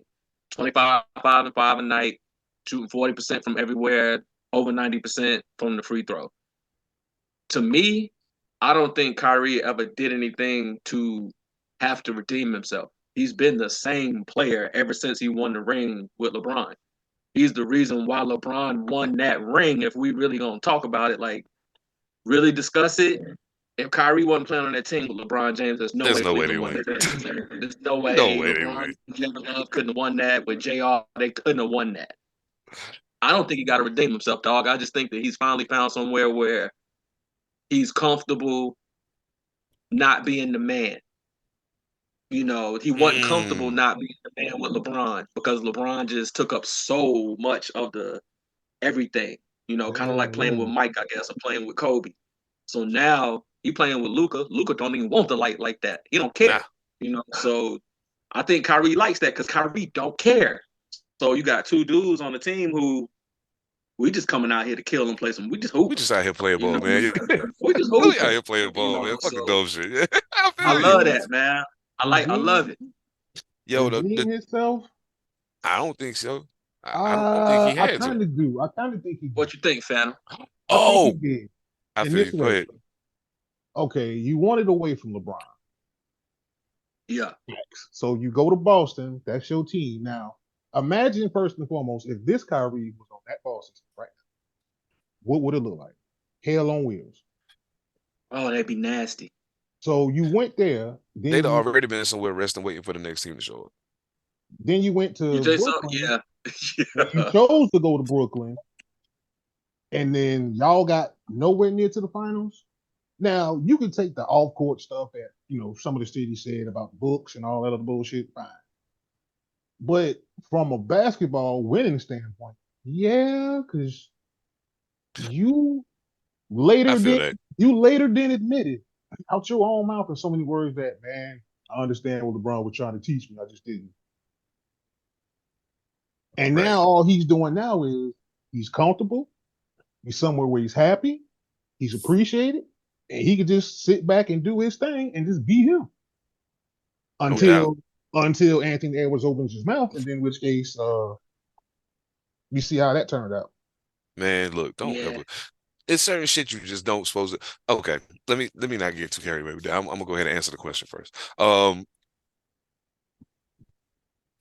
I agree with you, Phantom. I think to a degree. Now, I don't think Kyrie had to redeem himself as a player in regards to how he plays. He's always played. Like you said, the stats bear out that he's always been the same guy. That's just who he is. Mm-hmm. But the difference is his playing, once again, finally being a major contribution to winning and not just being a good player. Yeah. You know what I'm saying? It's kind of like Anthony Edwards last year. Like you saw it coming. But Minnesota wasn't good. You know what I'm saying? Kyrie went to Boston and he couldn't lead them because contrary to whatever he may feel about himself, you are a shooting guard in a point guard's body who has extremely crazy handles and can be a presence in the locker room, but you are no leader. Let's be clear about that. You've proven that you are no leader, not alone. In concert with another guy, y'all can make it work. You and Luka do a good job of leading those young boys to where they need to go. Mm-hmm. Y'all doing a really good job of it. And the fact that they found a way to work together the way they have is phenomenal to me, because at first I thought, because you got to think about something. We, as sports fans, we don't know Kyrie Irving. Mm-mm. All we know is what we see on the court and then what they report on him doing off the court. So we don't know him. So once I start getting bombarded with this, I'm like, damn, what the fuck going on with Kyrie? You know what I'm saying? Until you really do your homework. And then it's like, oh, nah, they bugging. Like, this is crazy. So no, long story less long, I don't think he's had to redeem himself in regards to certain things that some people think he ain't been in no trouble since he's been in Dallas. So they're like, oh, he's redeemed himself. No, y'all just leave him the fuck alone and let him play basketball. And this is exactly what you'll get. That's it. You know what I'm saying? That's it. Yeah. But as far as being a part of a major contributor to winning on a basketball team, I think he had to remind people that he could be that. And I think he's done that in Dallas. I think he's done that in Dallas. Man, he's fucking incredible, dog. He's incredible. I ain't gonna lie to you. Kyrie Irving's incredible. All right, so I know we've been running for a minute. We're gonna do a quick dash through a couple of NFL topics that we can get out of here. But I gotta get y'all thoughts on this one. But, what you got? I've been asking this question for the last month and a half to 2 months. Did the Chicago Bears fuck this Justin Fields thing up? Because I kind of think they did. I personally feel like, Number one, the thing everybody got to keep in mind when I say that, I'm not just saying it because of what happened to Justin. I'm saying it because of the history of quarterbacking in Chicago, in the history of offensive coordinators and head coaches and how all of that's worked out for Chicago. The quarterback that most people remember the most, the two quarterbacks most people remember the most from Chicago, neither one of them are Jim McMahon and Jay Cutler, probably. Jay Cutler. Jim McMahon, stop playing. No. Don't forget about Rex Grossman. Don't forget about Rex Grossman. He is the last but you know what? to the Super Bowl, though. Rex took him to the Super Bowl, but when I talk to most people about Chicago quarterbacks, his name, I have to bring his name up. They're like, oh, yeah, that's right. It's Jim McMahon. Then we got to fall back on what Jay Cutler was most talented. What Jim, Jay, and Rex had each one of those years is what my dad's a lifelong Chicago Bears fan, so I've watched them since I was a kid. So those three quarterbacks in those three eras all had what makes Chicago Chicago, and that's a monster of the midway defense. They had a nasty defense each one of those years. You either had Urlacher, you had Peanut, you had Khalil Mack on one of them teams. You know, you got they had people. You know, they had people on their squads. I think, me personally, I think they messed the Justin Fields joint up. Because when he first got there, like a lot of mobile quarterbacks, they had a horrible offensive line. You know, they had him running for his life back there every single time, and they didn't bring in a stud running back for him. They had some serviceable backs back there. Right. You know, they had AT wide receiver that had Cohen. You know, they had some cats. You know, they had some cats out there, but a young quarterback with no offensive line. Oh yeah. What you expect from him? You know, like I don't care how talented a nigga is at quarterback. There's no reason your quarterback should be rushing for 1,000 yards, bro. That's crazy. No way, bro. That's crazy. No way. You run yourself into sacks also, but see, I think they also okay. If you say Caleb Williams is a better prospect than Justin Fields, okay, fine. But the problem what I have with that is, you clearly are putting the resources into Caleb Williams. That part. You're clearly doing it. Like, you went and got DJ Moore, and I didn't want DJ Moore out of Carolina, but okay. You clearly now are putting full resources into Caleb Williams' success. Oh yeah. Whereas it didn't feel like you was putting full resources into Justin Fields. You think they're playing the rookie minimum game?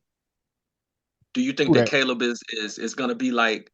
You think that they think that Caleb is that dude, or do you think that they believe that what they got set up right now, Caleb is a plug-in for Justin? They can run the same offense. They can do the same thing with this cat. Pay him nothing, and then if he don't pan out, when it's time to select another quarterback, they go out and get a Jay Cutler. They get a stand-up dude. You think my dad said that. You know, he was like, it looks like they're kicking the can down the road a little bit. If it work, it work. Get us a who your boy in Philly? We get us Jalen Hurts. We get us a Jalen Hurts out this cat right quick. If it works, if it doesn't work, we just fall back on what we do, and we do a fire sale again, and we bring in a heavy defense, and we go get us a stand-up guy that can just X and O all game. Well, we go pull a New York Giants and get an Eli Manning.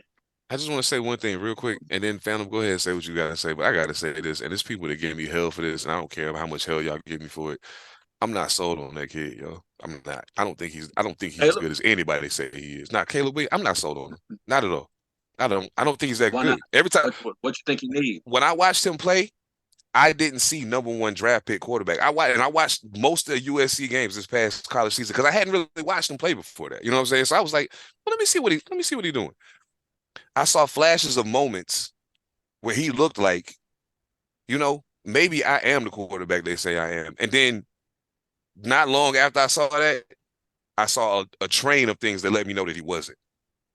I was like, I don't believe in your heart, for one. That's the first thing. And in the NFL, you better have it. I don't believe in it. The boy came from what? Boy came from SC.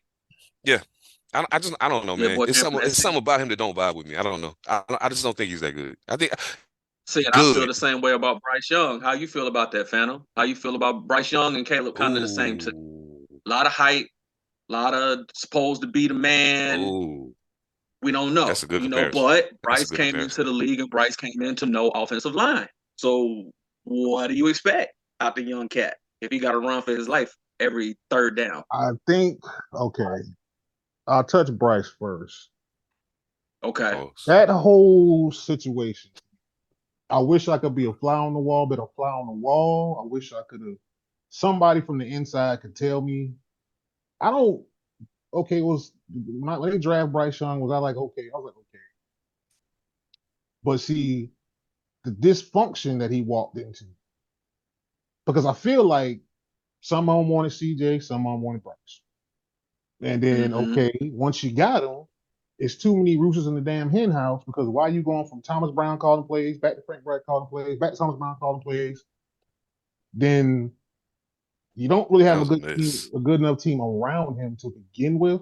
He's a smallest quarterback. Now, credit to him. He only missed one game.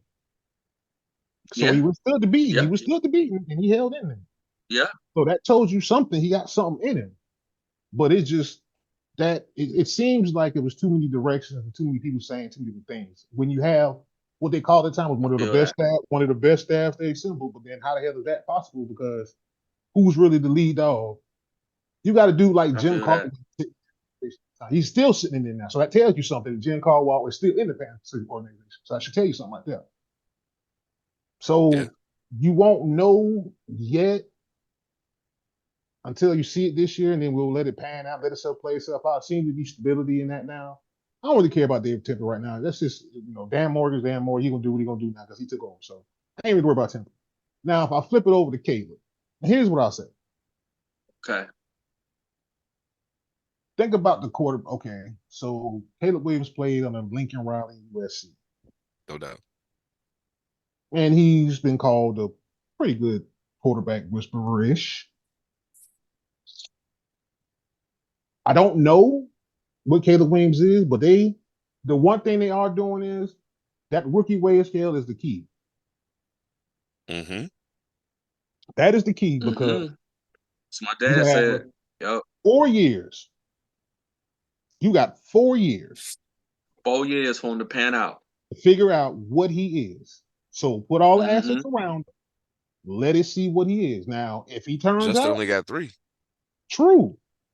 But here's to the rookie wage scale. To that, because see, if they thought, because see, at the end of the day, if you think a guy is that, go get him.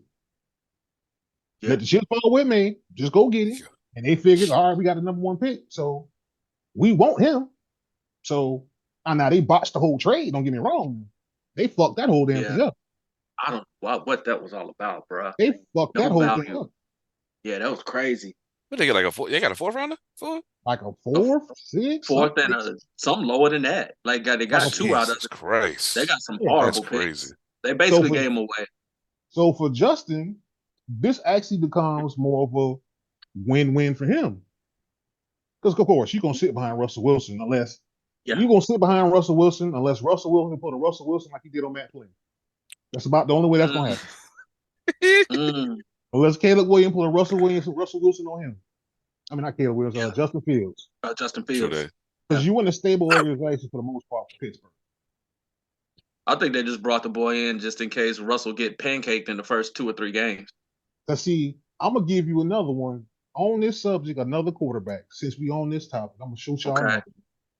Y'all see what's happening in Dallas, right? Oh, with your boy Dak. Mm-hmm. Yeah. I threw this out. I don't know if I threw this out to you, Sam. I don't know if I threw it out to you or not. I'm trying to figure out who I threw it out to, but I said, okay, they can let Dak play this contract out. Who's sitting behind him? You don't trade for Trey Lance for no reason. You don't trade for him for no reason.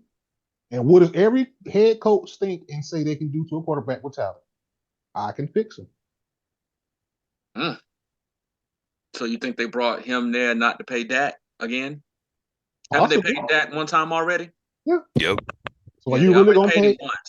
Are you really gonna pay Dak again for what you know with the season you see Dak have? I wouldn't personally. Would you say you can get cheaper with Trey Lance to find out what you got and then move forward? He's sitting in your building. He's been sitting in your building now for 2 seasons, so he'd be sitting in your building for a 3rd season. Wow. That might be the lick. They ain't gonna pay Dak again. I don't think they're gonna pay him again. They ain't gonna pay him twice. How good was Aaron Rodgers before Mike McCarthy took over?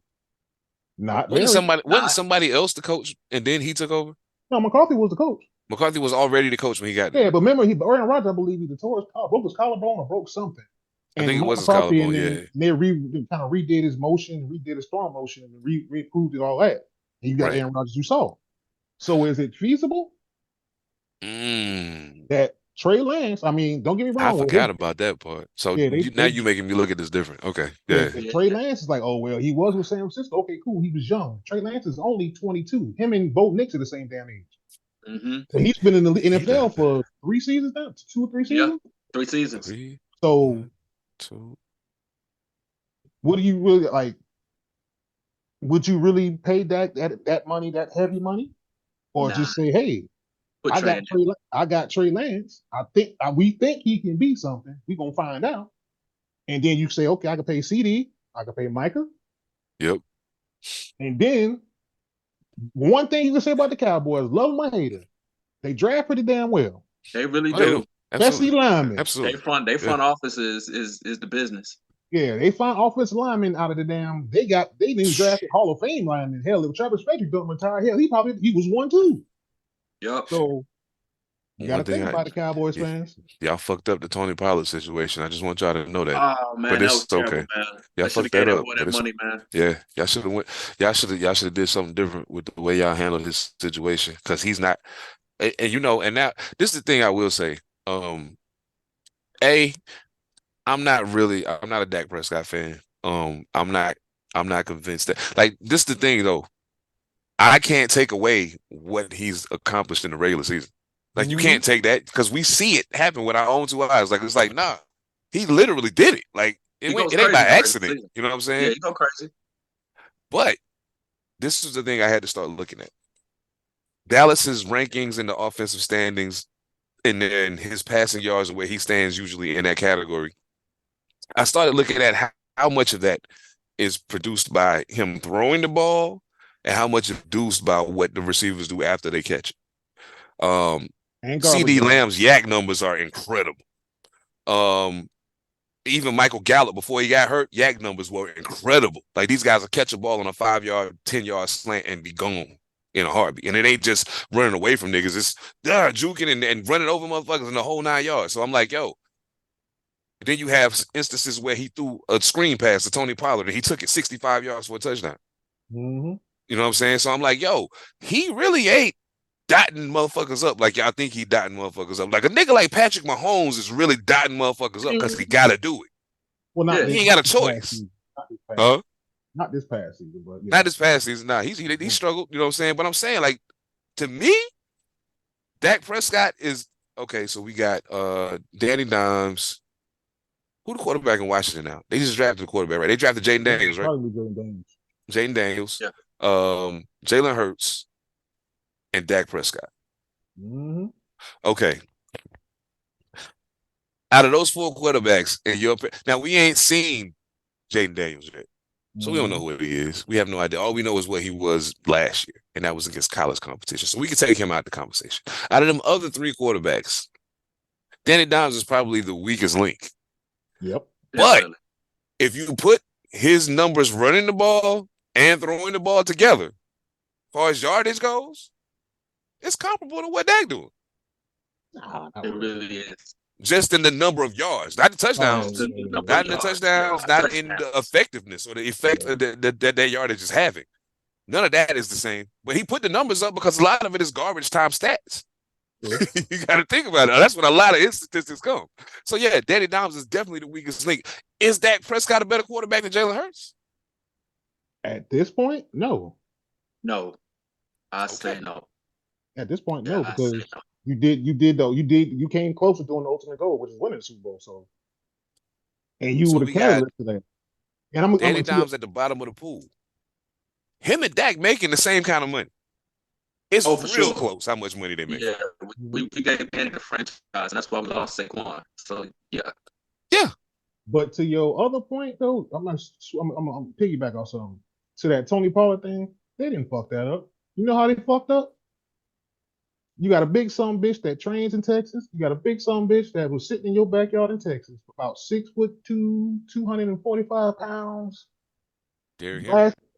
Derrick Henry. Thank you. And you didn't even put in the call. Nope. You didn't even put in the call for him. How do you not even try to get Derrick Henry? And he's in Texas. Game changer, yo. That's a game changer. That's you, what they had when they were close, or it seemed like Dallas had a good team. Is the first 3 years of Zeke, because Zeke was a sledgehammer. You know, you had Zeke in there turn around and hand the ball off to. You could take and dunk and do your little screens. You could do all the other stuff with your scat backs. They had a nice little something going, and then Zeke just fell off the. I don't know if he was playing injured. I don't know what happened, but he just nosedived. You know, after about his 3rd season, 4th season. And I can't believe you, right, Phantom? I can't believe that they didn't go call King Henry, yo. Like, you got a struggling quarterback, a quarterback that can't do it in the postseason. That's when you turn around and head into beast mode. That's why Seattle was so good. Until they didn't give him the ball on the 4th and 1. Until they didn't give beast mode the ball on the goal line, which is the dumbest thing I've seen in my entire life. Why you got a dude that all beast mode standing behind you, and you don't. I don't know why Russell Wilson didn't change the play. Because he said that, you know, this came in from the sideline, so do XYZ, but bro, you the quarterback. We riding it down with beast mode back here. You know, if it was Derrick Henry, I mean, I'd do the same thing. Turn around and hand that man the ball. That's tragic. That's tragic. But see, you know what else though? That's tragic. Oh my God. Imagine this now. You got Lamar Jackson, Derrick Henry standing in the same backfield. You read option that if you want to. And you got to worry about Mark Andrews and Zay Flowers out there. Yeah. It ain't like you got just worry about them. Crazy tight end, man. And you already know Baltimore want to do one thing. Come on, get this run on. Here. Mm-hmm. Here. Yeah. Okay, my turn. You want to hit us for 4 quarters? You want to hit us for 4 quarters? You can throw this ball around, you know, wide receivers jump down on the ground, you tap them, okay, that's all good. No, did they keep Edwards too? 4 quarters. Did they keep Edwards too? Gus Edwards? Yes. Yeah. They did keep Gus Edwards? Oh my God. Yes. They kept Gus Edwards then. Yeah, you might as well. J.K. Dobbins is out. They kept Gus Edwards. Yeah, okay, J.K. Dobbins was out. Yeah, they kept the Dobbins. So can you imagine? That's the formidable offense, man. Just Jesus imagine, Christ. like you I don't run hit them all day. You run not the pistol or something like a variation of like the Full House, an 11 personnel Full House. A wildcat with a quarterback in there like Lamar Jackson. You ain't doing nothing but running a wildcat with an actual quarterback in the game. Running back / quarterback in the game with a real running back in the game with tight ends and wide receivers. That's dangerous. Jeez Louise. Oh my God. You actually got an offense that can keep your defense off the field. And that was their problem several years, is that the defense was out there too much. And your defense is a knockout defense too. So now that we're thinking about this, who did Cincinnati replace Joe Mixon with?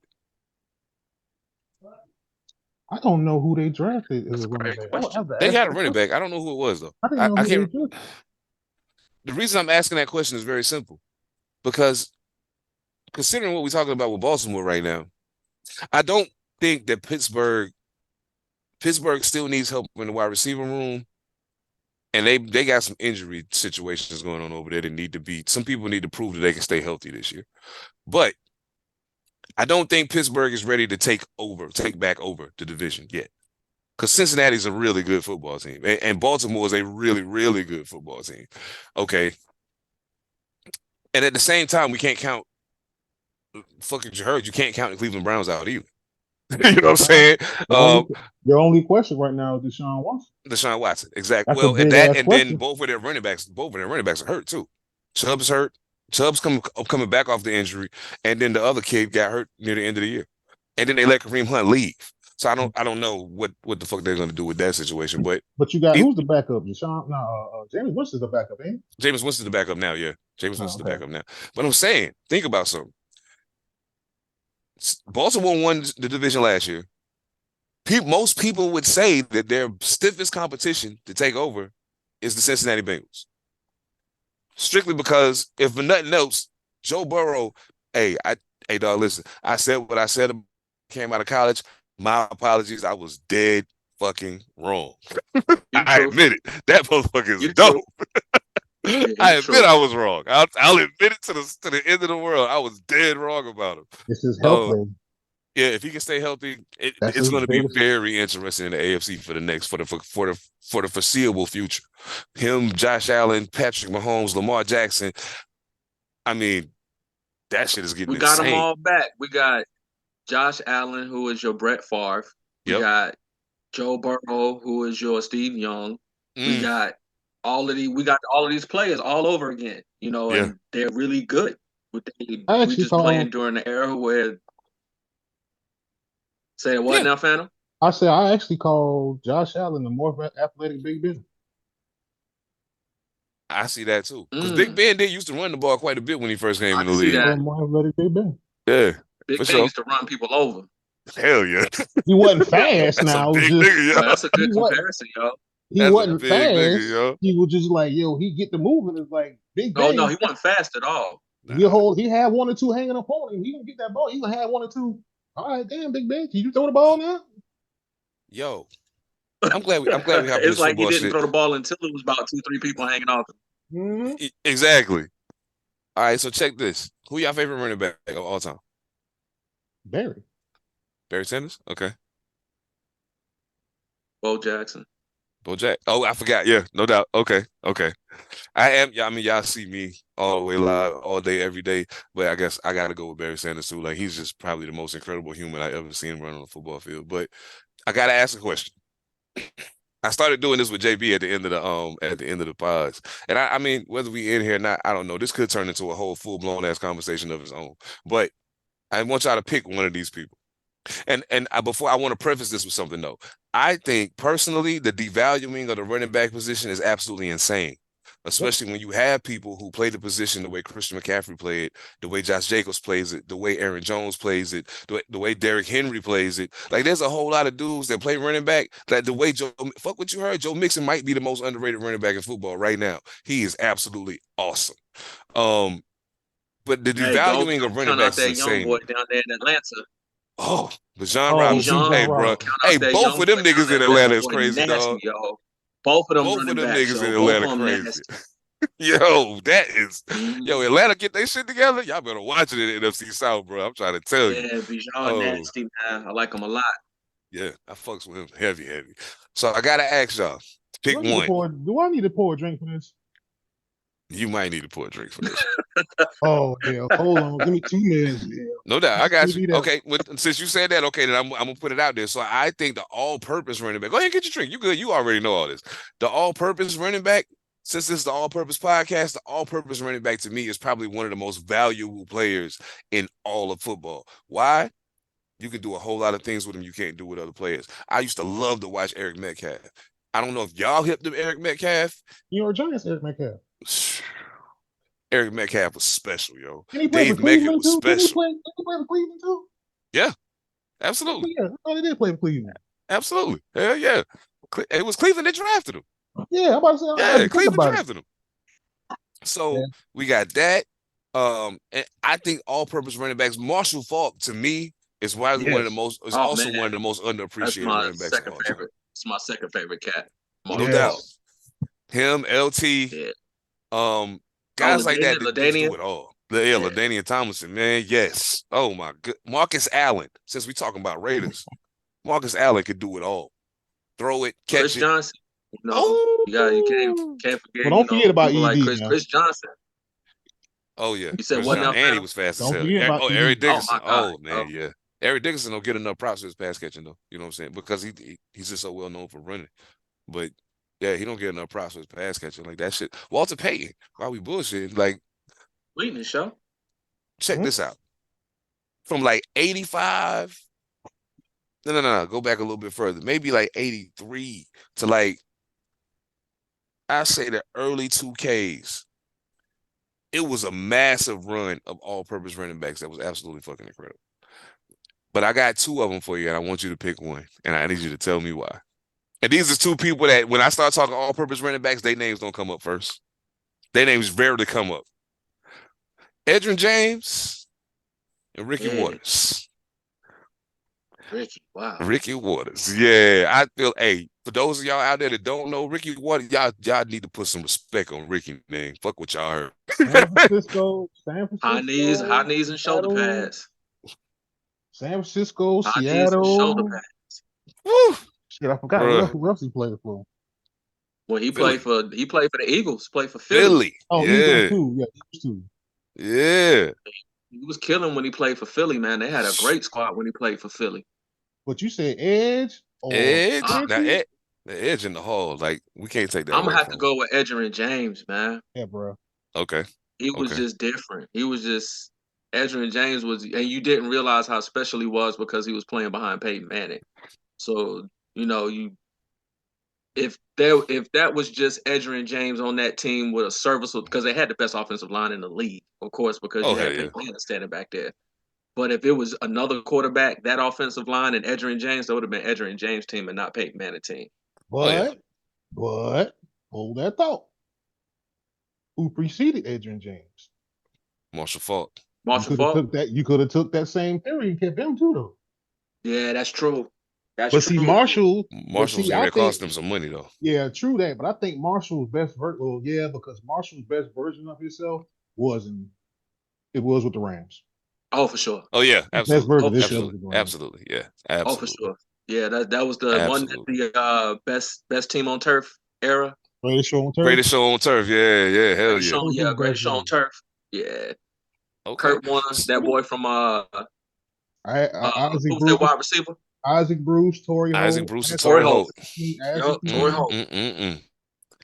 Oz Hakeem was over there with them. Man, that was a killer team right there. It was. Now see, this is all I'm gonna say. This is all I'm gonna say.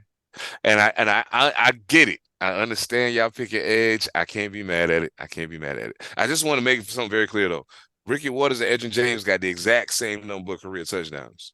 Edgerrin James is in the Hall of Fame, ladies and gentlemen. I want y'all to understand what I'm saying to you right now.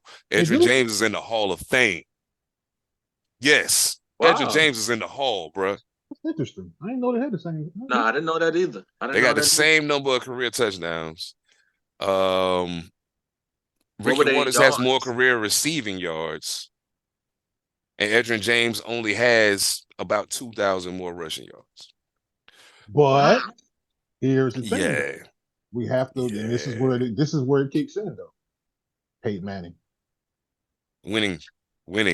Well, no, Peyton Manning, because you got Peyton Manning. We running that ball. Peyton Manning, you run that ball, have to run the air that ball. Yeah. The only time in fact, here's the funny thing. Two things happened when they won that Super Bowl in Indy. Remember when they went into the playoffs, they couldn't stop the run. Mm-hmm. And they couldn't run the football. Absolutely. And what did they do in the playoffs? Stop the run and ran the damn ball down. Ran the football. They couldn't do it until you hit the playoffs. Like, damn, we can't stop because they were giving Dwight Freeney and Robert Mathis shit. Peyton turned around and did what Russell Wilson should have done in Seattle the whole time. I don't care what y'all calling on the sideline. I'm giving the ball to Marshawn Lynch. There you go. There you go. There you go. Enjoy. Eat. Want some Skittles, bro? Eat. Okay, I got it, man. I feel y'all on Edgerrin James, dog. I feel y'all. I really, really, really do. I promise you I do. Hey, ladies and gentlemen, whoever's watching right now, please do me a favor. I need y'all to go to YouTube. Look him type up. Look in up Ricky Waters. Watters. Ricky Waters highlights. You can go back to Notre Dame highlights. You can do his pro highlights. That brother was special. I'm gonna give you a shoulder pads, double thigh pads, and high knee, Joe. I'm gonna give y'all a little nugget. I don't know if y'all ever paid any attention. Y'all ever watched Any Given Sunday? Mm-hmm. Yes. You know Ricky Waters was Any Given Sunday, right? Yes. I did not. Peeped that. Yeah, I peeped that. But it wasn't until like the 5th or 6th time I watched the movie that I noticed he was in the movie. For? What team is he on? Is he on the Sharks or he was on the no, he was on the Dallas Stars. The last game when Cap came back. Oh, got you. The game going into the injury speech. Got you. The team that they played that was in the goal or whatever. Yeah, that's the Dallas Stars. Yeah. Got you. You see him take him run the football and take his helmet off. He celebrated. I was like, damn, that's Ricky Waters. Yep. That's Ricky Waters. I gotta go watch Steamin' Willie Beeman now. I gotta go watch it now. You know what I mean? Yeah, exactly. Steamin' Willie Beeman. Man, yeah. But yo, I can't take nothing away from Edge, man. Edgerrin James was special too. I wanna right now, like just off the rip, it's a couple of players that I want to give a shout out to that I was a big fan of when they was playing, and I don't think they get the respect they deserve for their particular skill set and what they brought to the table. And one of them is Deshaun Foster, former running back for the Carolina Panthers, and I can't remember who else he played for, but I remember him best with Carolina. But and UCLA, he was crazy in college. He was absolutely nuts. But I love Deshaun Foster. I always wished he could have just stayed healthy to do his thing, man. The Jags too? Yeah, he did. Absolutely. The Jags? Yeah. So I just wish he could have stayed healthy to do his shit, man. But if you ain't seen him, look him up. Deshaun Foster, D-E-S, I think it's D-E-S-H-A-U-N, Deshaun Foster. And also Oronde Gaston. Oronde Gaston is Gaston. Me and Oronde played football together in college at Winston-Salem State University. Miami Dolphin. Mr. Miami Dolphin. So check this. For those of y'all that don't know, my Oronde went to the Dallas Cowboys first. Oh. I think it was first he went there. Well, I mean, I think he went to Canada or something and played. But as far as the NFL goes, I think he went to the Cowboys first, and he was on special teams. Now, this is the story that I heard. I don't know for certain, but he was on special teams in practice or some shit, and he ended up breaking his eye orbit. You know what I'm saying? Cracking his eye orbit. Yeah. So after that, he ends up, moving around a little bit. Ends up in Miami. And he was able to forge a really, really strong career in Miami, especially as I need y'all to understand. Oronde Gaston was like 6'4", like he was almost like a tight end playing wide receiver. Big nigga. Yeah, big dude. And he hurt his knees a lot in college. So we talking about his speed's been compromised at this point. But I would tell you, I've watched a lot of wide receivers run routes. I was an excellent route runner as a wide receiver. I've never seen anyone run routes the way he does. Wow. And I'm talking Marvin Harrison. I've seen the best. I've seen Chad. Now him and Chad in the same class. Him and Chad in the same class, in my opinion. But I've never seen a wide receiver other than Chris Carter, who wasn't really fast, who somehow was always open. Yeah. You just can't guard him. You just can't guard him. You said Jerry Rice? Jerry was like that. But Jerry was at least 4'5", 4'6", though. Ron and Chris Carter was around 4'7". Yeah, Chris Carter was slow. Yeah, Chris Carter was slow. They was running Steve Largent numbers. You know what I'm saying? So like, but Oronde, fun fact, caught Dan Marino's last touchdown pass as a professional football player. Oh wow! So yeah, I just want to shout out to Sean Foster, shout out to Oronde Gaston. That's love. Yeah, man. Much love to y'all, man. Much love to y'all. I'm gonna give you one. I'm gonna give you one. Play for Carolina. I'm gonna ask you a trivia question. I think you already asked you once. Okay. So, Evan, I'm gonna ask you this question. All right. Who is the first tight end to have three consecutive 1,000-yard seasons? I'm gonna say Greg Olsen. You know what I'm talking about, then? Your boy Greg Olsen was the truth. Yeah. He played hurt a lot. How he ended up out of Chicago, I still to this day don't even know how the hell that happened. They didn't know what they was losing. Nah, they had no idea. They didn't know they was losing. How in the hell he ends up in Carolina? I was like, your boy just. And I'm gonna say, Phantom. My mother has been a lifelong Carolina Panthers fan. As soon as we got a team back in the day, I got a hat. I got a all leather starter hat, Carolina Panthers starter hat from the actual stadium. The first game, I think it was a preseason game. I bought that hat. Oh and wow! My mom got it for me. Give y'all a because she was just so happy to have a team. So, me, I've been a lifelong Giants fan from playing Tecmo Bowl. Back to Mark Bavaro, Phil Simms, Meggett, LT, type era of Tecmo Bowl. So when the Panthers came, I was ready to throw my team down. I was ready to, boom, we got the Panthers now, we ready. And then they started doing what the Panthers have always done, which is blow teams up. And, it pisses me off. You gonna stop hurting it pisses my me. Now. You gonna stop hurting my heart. Dude, what they doing, man? Every time. And even in recent times, the GM got y'all just like he came and got us in New York. Gettleman came and got us in New York. Did the same thing to us. Came up there and set us down. Messed our team up. Big time. That's the only reason I ain't dropped my team and gone to the Panthers is they just got a habit of getting rid of their great players. Steve Smith, They just did it to DJ. Bran Cam up out of there. Greg Olsen got up out of there. Sam Mills got up out of there. They got a history of just running off great players, yo, and not keeping them together long enough to actually win a chip. They got to stop doing that, man. And they got to not get Bryce hurt, and maybe they'll have a chance. I'll give you a fun fact, and I'm gonna pose a question to both of y'all because I've already done it. Fun fact though. So in 2015, right, that magical season. Man, y'all was on fire. To the Super Bowl. So 2015, right? So my wife is a Cowboy fan, full disclosure. Now, before you say anything about Cowboys fans, she's a reasonable Cowboys fan. Okay. She's reasonable. I don't mind a reasonable Cowboys fan. She has never once said to me, we've been together I don't know how many years. So this our year? Huh? She ain't said this our year? She has never once said that to me. Okay. She's a smart Cowboys fan too. Okay, cool. And why I say she reasonable, she has never once said that to me. So, fun fact, right? She has a friend who had season tickets that year. And so they would go to the home games. I said, all right, well, go ahead and go. I go to work. Hell, but we was working at Ruby too. No, we weren't. Not what the hell I was working at the time. But anyway, so she goes to the first home game. They win. I say, cool. You mind if I go back next week? I say, no, they won. Go ahead.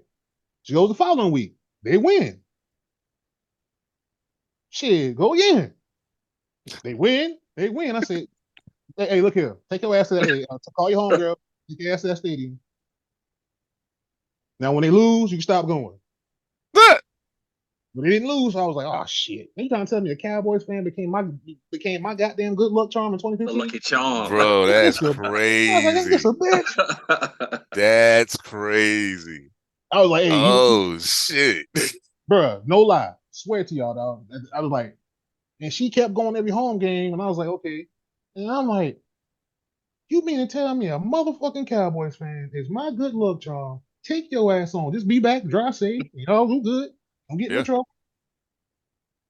And I find out something my girl doing helping my Raiders win a game and see if I don't have her.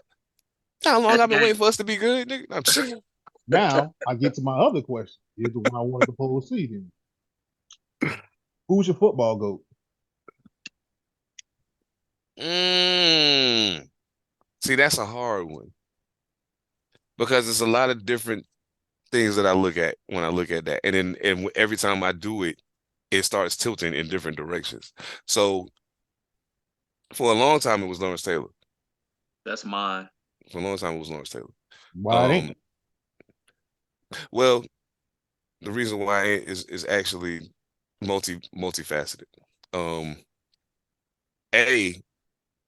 I think sometimes in regards to that, I have a perspective issue because I was a wide receiver. So when I look at impact, I recognize his impact on the game, but I see the impact differently. So I got homeboys that was linebackers. That's like, nah, bro, like you don't understand that. No. I was like, no, I get that. It's just that on my scale, it don't weigh the same because I look at it different. You know what I'm saying? And that's why I'm like, anytime you have a GOAT conversation, it's always going to end up in all actuality being subjective, no matter how many facts you bring to the table, because it's all in how you personally weigh that fact. True. Do the 6 rings mean something to you or no? Nah, that don't really matter to me. Okay, then, so maybe Jordan ain't the GOAT to you. Cool. I get it. Or maybe he is for a whole different set of reasons. Right. So I usually say I can't pick one for football, so I have one for offense and one for defense. And I'm like, and that's just the best way for me to do it. So defensively, it's Lawrence Taylor, absolutely, positively. And offensively, it's been Barry Sanders for as long as I can remember. Only because it has, and both of them even are in those positions for different reasons, because Lawrence Taylor's impact on the game was far more massive than Barry Sanders' was. The game didn't change because of how Barry Sanders played. Motherfuckers had to change rules and everything because of how Lawrence Taylor played. You know what I'm saying? So, but when I look at his ability, with Barry, it's purely the eye test. I've never seen anybody do what you do. Not before you did it, and not since you did it. I still ain't seen it. And it's all these good fucking running backs I've seen, I still ain't seen nobody do what you do. I'm a wide receiver, and I love Jerry Rice. I love Randy Moss, but I've seen people do it since you did it. All these little niggas running around right now, they can all do it. Justin Jefferson can do it. Jamar Chase can do it. Stephon Diggs can do it in the right situation. Devontae Adams can still do it. Yeah. You know what I'm saying? So, but I love Josh Jacobs. He's no Barry Sanders. No. I love Saquon Barkley. He's no Barry Sanders. No. You know what I'm saying? Like, so at the end of the day, that's kind of how it weigh out for me. I got to have one for both sides of the ball because I just can't. That. Yeah. I feel that. Okay. I can deal with that. Even though, I mean, I see that point. I just think it's like you said about Lawrence Taylor. Because see, here's how I look at it. You can say Tom Brady in the rings. You can say Jerry Rice. But I also say this. Defense,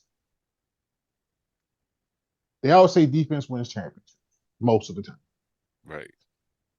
Now, we all know if not for a player like Lawrence Taylor, Tom Brady doesn't even last as long. You know, because if you really think about it, what Lawrence Taylor did, and I'm going to throw a name in at y'all also before they even start counting sacks. A man like Deacon Jones, for example, with the head slap. Knocking people silly on purpose. Outlaw. Lawrence Taylor, the only man in the 104 in the 5-year history to win Defensive Player of the Year and MVP. Yep. And the only man I've heard come close to it was 1 year. Do we think about J.J. Watt in one of them years? Mm-hmm. And I think Aaron Donald might have thought about it in one. I'm not sure off the top of my head. But when you make two positions famous, yeah, because it's all subjective anyways, because most positions in football are dependent. But pass rushing, he made a whole lot of left tackles rich. I know that. Yes, he made a whole lot of left tackles rich. But pass rusher ain't a dependent position, just like cornerback really ain't a dependent position. You could just play cat. I mean, if you're good enough, if Deion played what they call it, cat coverage, I got that cat. Yep. That's my favorite football player overall is Deion Sanders. I wore 21 in every sport I played all the way up to college. Well, Junior say on Derrick Brooks, I wore 55. Woo! Until I got a semi-pro. One of my homeboys, Derrick Brooks, his favorite player. One of my homeboys, Derrick Brooks, is his overall favorite player, yo. You love Derrick Brooks. Derrick Brooks was special, too. Yeah. Derrick Thomas was special. Bruh, see. Ooh, Jesus Christ. See, you just did it. Man, Derrick Thomas. What was his comp? Because if you go back and look at Derrick Thomas' film, that motherfucker was a knuckle dragon, dropped his shoulder, dropped that left shoulder, and put his foot, drop that left shoulder, dip that shoulder down and be gone. What you gonna do?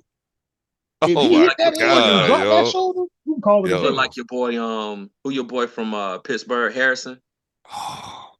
Play like Harrison. Jesus. You know, just like you said, a knuckle dragging caveman, but faster. I'm saying when I say knuckle dragon, I mean you drag them knuckles across that grass and dip that shoulder and bend that in. Oh no, you don't want no parts of that. What you gonna do?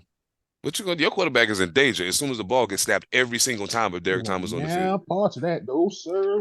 And Derrick Brooks was so crazy, he'll sack your quarterback and then intercept the pass on the next play. For sure. For sure, he like Julius Peppers, yo. Pep used to do stuff like that. Yeah, that's another. That's love Julius Pep nasty, yo. And he's actually underrated, believe it or not. Super underrated. Indeed. Because Pep, I think the discussion. Go ahead. He's third all times in sacks. Julius Peppers is? Yes. Yes, sir. Julius Peppers. Look at his stat line. Julius Peppers' stat line is crazy, dog. Either he passed Kevin Green or he's behind Kevin Green. But I think he passed Kevin Green. So he might be third or second. But yes, Julius Peppers was monster. Oh, you know I'm on it right now. Yeah, he's third. He's one of the only ones, right now everybody's having a discussion of whether NBA players can play football or NFL players can play NBA. Julius Peppers is probably one of the only cats that could have dominated in both leagues. That would have been meta world peace. Julius Peppers is number 4, directly behind Kevin Green. So it's Bruce Smith, Reggie White, Kevin Green, Julius Peppers. He's ahead of Chris Dolman, Michael Strahan, Jason Taylor, Terrell Suggs, DeMarcus Ware, Richard Dent. Oh my God. I ain't know it was crazy like that. Like I knew Pep was nice, but I ain't Bro, I thought he was third. I thought he had passed Kevin Green. I knew he was up. I knew he was top 5. I think he's up there in interceptions and defensive touchdowns too. Kevin Green only got him beat by a half a sack. Hmm? It's 159.5 to 160. Kevin Green got him by a half a sack. Kevin Green got him by a half a sack. That's it. Yeah. Wow. Yeah. I knew it was somewhere in there. I was like, yeah, bro, you got to understand, bro. Bro, you can what that man did. Pep, a Hall of Fame player, man. Yeah. Oh, he going for he got going in first ballot. Yeah. He gotta go. Yeah, he gotta bro, go. Ooh, yeah, I got another one to ask y'all too, since we on this Hall of Fame crap. Yo, man, y'all think they should just retroactively, if you're a first ballot Hall of Famer, do you think you should have to wait 5 years? Or you just retroactively put your ass in? I think they should just put you in. I don't think you should have to wait. It don't make sense. Like, what's the point? It's not like you're doing a disservice to nobody else. I think it would clear up the log jam also, though. That part.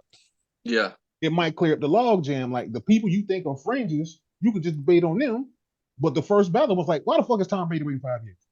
Yeah, that's stupid. Like, come on now. Why the fuck is Julius Peppers waiting 5 years? Like, why? No. You know he going in. Just slide him on in. Yeah, put him in. Debate the other 2 or 3 that you think are fringes, so that kills the log jam. Because none of these receivers that are struggling to get in, like, Fred Taylor should be in the Hall of Fame by now. Yes. Yeah. Yes. He should be in the Hall of Fame by now. Because his numbers ain't gonna get no better than that. Hell, I'm actually agreeing with Shannon Sharp that his brother probably should have went in. Oh, Sterling? Oh, for sure. Oh, yes. Because the longevity crack was killed with Gale Sayers. Yeah. It was done with Gale Sayers when he went in. Yeah, they shouldn't have to wait 5. I agree with that. They shouldn't have to. We know the dudes that we watch, that from the eyeball test, we know that at the end of their career, that's a Hall of Famer. You see them during their career, that we know J.J. Watt going in the Hall of Fame. Yes. No question. If you're going to turn in the retired papers, okay, I'll say it like, okay, my solution, some of that is okay. If you're going to turn in the retirement papers, cool, that's it. It starts right in there. If you're going to turn the retirement papers in, all right. If you on that ballot, go ahead and put them on in, man. Yeah. Let's get this shit over with. Yeah. Don't even waste everybody's time. Why would you wait with Tom Brady when it's obvious what's gonna happen? Like there's some things that are just obvious. That why would you wait? Like I don't understand. Like Ray Lewis wait 5 years. Ray Lewis? I'm gonna say some shit right now that's about to make some people angry. Oh hell. And I don't give a fuck. I recognize excellence when I see it. And I'm fair in that I recognize excellence when I see it, even if I don't like your ass. I don't like Tom Brady. I don't like the Patriots. I don't got a dog in the fight with the Tampa Bay Buccaneers, so I really didn't care about that one way or the other. But I need y'all to recognize something. And this is the same thing I'm going to say to y'all niggas that come at me sideways with that Golden State bullshit. Just because your number says this, that don't mean you're the best. You had the best NBA record in a season where you ain't had to play the niggas they had to play.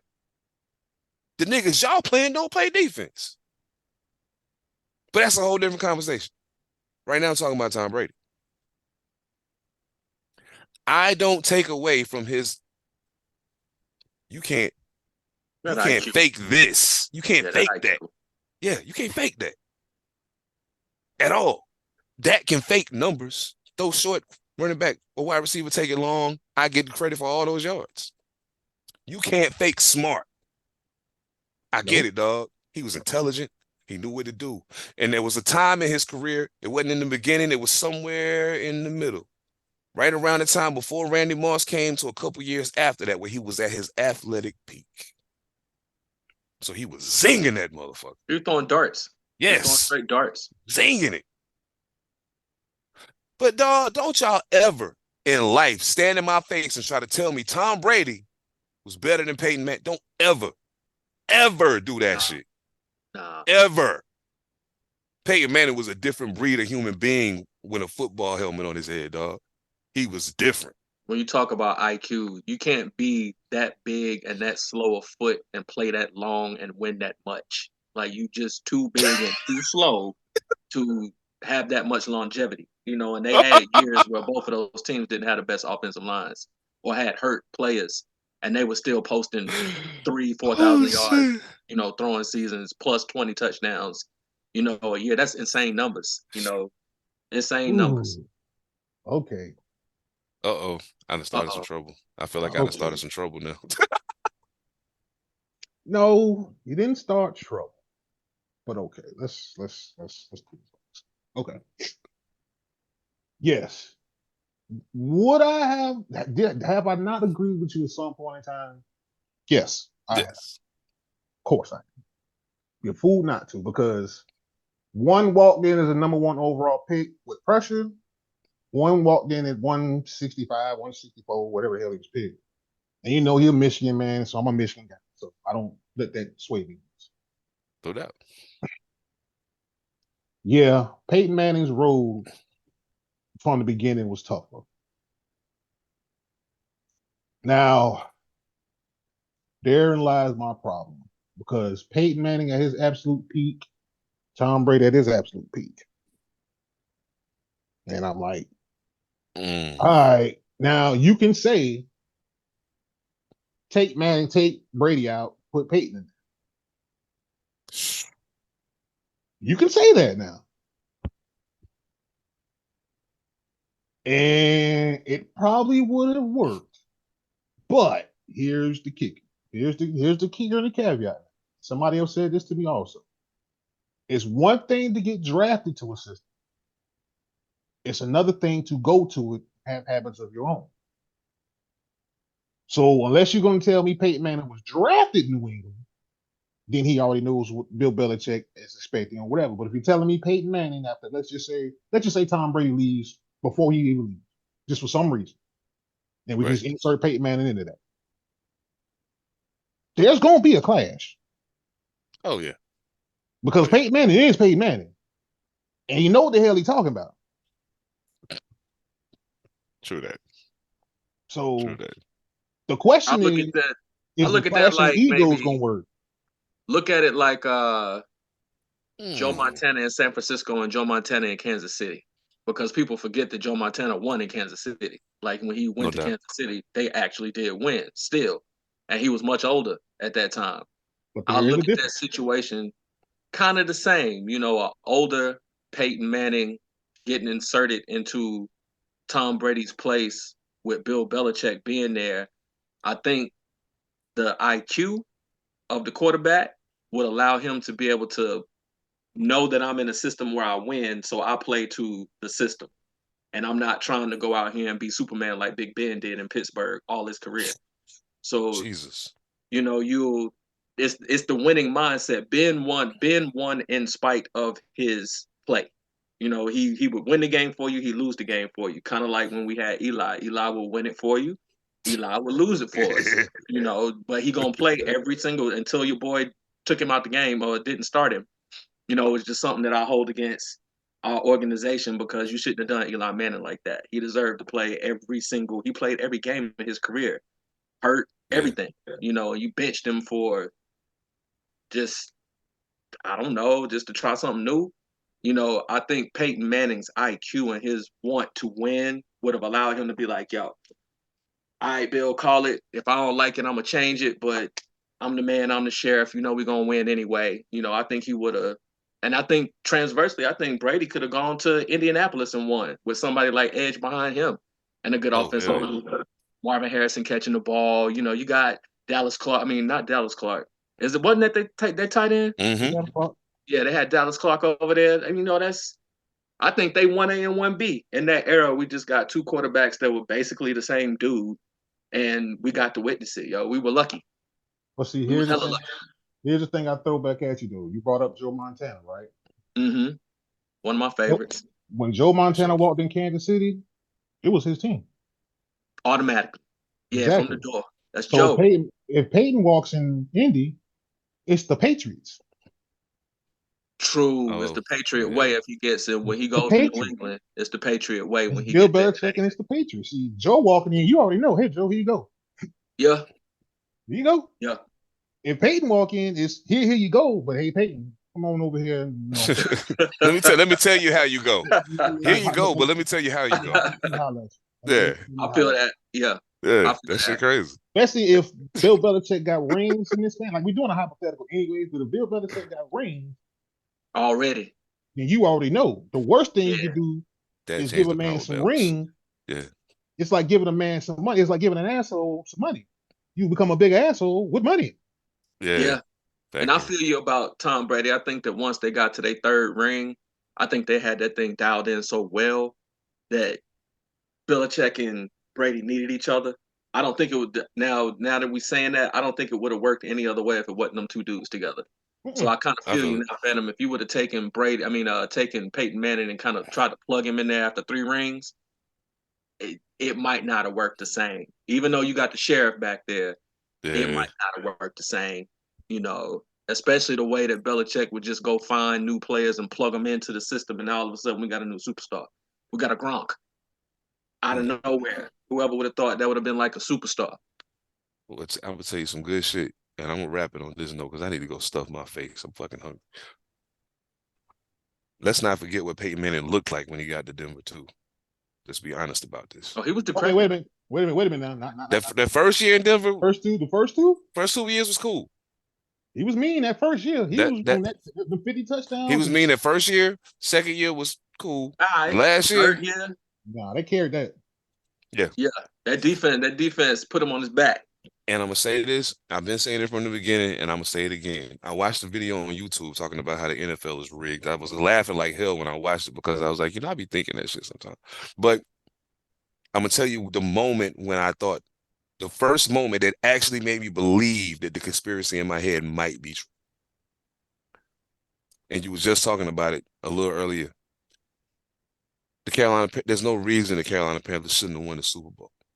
There's no reason that shouldn't have happened, except for let's go back and really examine the game. After halftime, it didn't seem like Cam Newton was even trying anymore. It was like, whatever, man. But I'm gonna tell you what I think happened. Everybody's like, oh, Von Miller happened. I was like, yeah, whatever. Von Miller was there in the first half too. Mm-hmm. I can tell you exactly what happened. They went in there in the locker room at halftime, and one of them cool ass old white dudes from up top with the suits on slid downstairs and handed Cam Newton an envelope and said, listen, real man, you got a lot of years in front of you. This is it for Peyton. He need this. I'm gonna need y'all to lay it down. Is that all right? And Cam was like, shit, I am young. You're absolutely right. I got you. And I don't think Cam will ever admit that. And that's a lot of it. I was in Houston when that went down. I was living in Houston at that time when that whole thing was going down. And you exactly right. In the second half, same players on the field. What happened when Cam didn't jump down there for that ball? Hold up. Whoa. I knew Mr. Panthers fan was going to have something to say about that one. Whoa. Okay. Now I want y'all to go look at that play. Because here's the shit he was at the time I saw it. This is me in real time when I saw it. I was like, what the fuck going on, man? And then I went in and looked at it. So when that play is in, he's standing in the pocket, ball niggas knocked out. Mm-hmm. He does this, does that, sees the ball. Now, if he just falls right in there on it, if he can get to it, fine. Now, the play that people are saying that's to piss people off the most is he went in. And you see his left or right leg bend, and he's trying to go in and backs his leg out. Mm-hmm. Now, I want y'all to do me a favor. Because I use this analogy with all time. I want you to drop your keys on the floor. Drop a ball on the floor. If you're tall enough. Run, try to scoop that motherfucker up and see your knees do something crazy. And you stand back up because you feel like you're about to fall. That's how I dissect that play. Because if you look at it, look at where he's at. And look where the pile and where they're at coming to him. I see that. I can see that. But I'm talking about the whole second half, not just that play. Something was off, dog. And it wasn't the Denver defense. Something was off. Mike Rimmers is off. Rimmers, I love you as lineman. Mike Rimmers is off. Bro, Mike Rimmers got his ass. Let me tell you something. I'm gonna give you some more human history, bro. Mike Rimmers got his ass whooped in that Super Bowl. Guess what? The Super Bowl Mike Rimmers got his ass whooped in. The one Patrick Mahomes lost to Tom Brady. He was one of the backup. Wow. Oh, wow. I didn't know that. Okay. Nah, I didn't know that either. Okay. Mike Rimmers was on that damn team. If I'm correct in what I'm saying, because it's either that one or someone else, Mike Remmers was on that fucking team. That's crazy. Wow. And they whooped his ass. That's crazy, man. That's if I'm scouting. not mistaken, somebody correct me, but I'm pretty sure Mike Remmers was on that damn team. That ain't nothing but scouting. They know who to put over who. They know where the advantages are on the field. Yeah, because see, remember Patrick Mahomes' Exactly. line was, remember the line had backups in it anyway. Yeah. For Kansas City. Yeah. Everybody was hurt. Mike Remmers was one of them backups. Wow, I never knew that. Word is bond. See? If you go back and look at that Super Bowl 50, they got Mike Remmers' ass. Now, you got one good year out of Michael Orr that year. Yeah. Which was in Carolina. Mm-hmm. So if I remember that offensive line correctly, Mike Remmers, Ryan Khalil, Michael Orr. I think Gross had to retire by then. And shit, I'm leaving somebody out. Yep, he was that's there. A lot of big boys, boy. That's a lot of big boys. Some hogs right there on that line. He was in Kansas City when they lost the Super Bowl. Yep. He was? Yep. Sure was. Sure was. And see, Evan, I'm gonna give you a little pushback on Gettleman. I'm gonna give you a little pushback on Gettleman. It's gonna have to be good because he destroyed us. Well, he didn't destroy us. He didn't destroy Carolina per se because he built a good offensive line and he built a good defensive line. You gotta remember who he drafted. Yeah, I give that. Tulane, Kayvon Short. Mm-hmm. And he built the offensive line because his old saying was hog mouths. Yeah, I give him that. Those were his words, hog mouths. He was trying to build both lines, which he succeeded in technically because if you go to the Super Bowl and you win the NFC South, just remember what we forget about the NFC South is this is the thing. It hasn't been in 3 years. The NFC South historically, since they redivision from the Central Division, was the toughest division in football. Oh yeah. That in the black and blue. That in the NFC West were the two toughest divisions in football during that time. Yes. Mm-hmm. And I'm gonna give you some context for this. In the last, I'll go 24. I'll keep it at 24. That'll be 2000. Every team in the NFC South and NFC West has either been to one Super Bowl or two. Wow. Every team. 02 Bucks, 16 Bucks. 02 Panthers, 15 Panthers, if I'm not mistaken. Saints did it twice. 01. No, Saints only went once. Once. Yeah. Drew Brees beat Saints Peyton went Manning. once. Yep, he got a ring. Brees only got one ring. Yep, they went. So that's Falcons, 15 Falcons. Now I can't go about it because it was like 99 Falcons with the Dirty Bird, 98, 99 with the Dirty Bird. Okay, I'm keeping it 20 years. Matty Ice went once. 16 Falcons. Yep.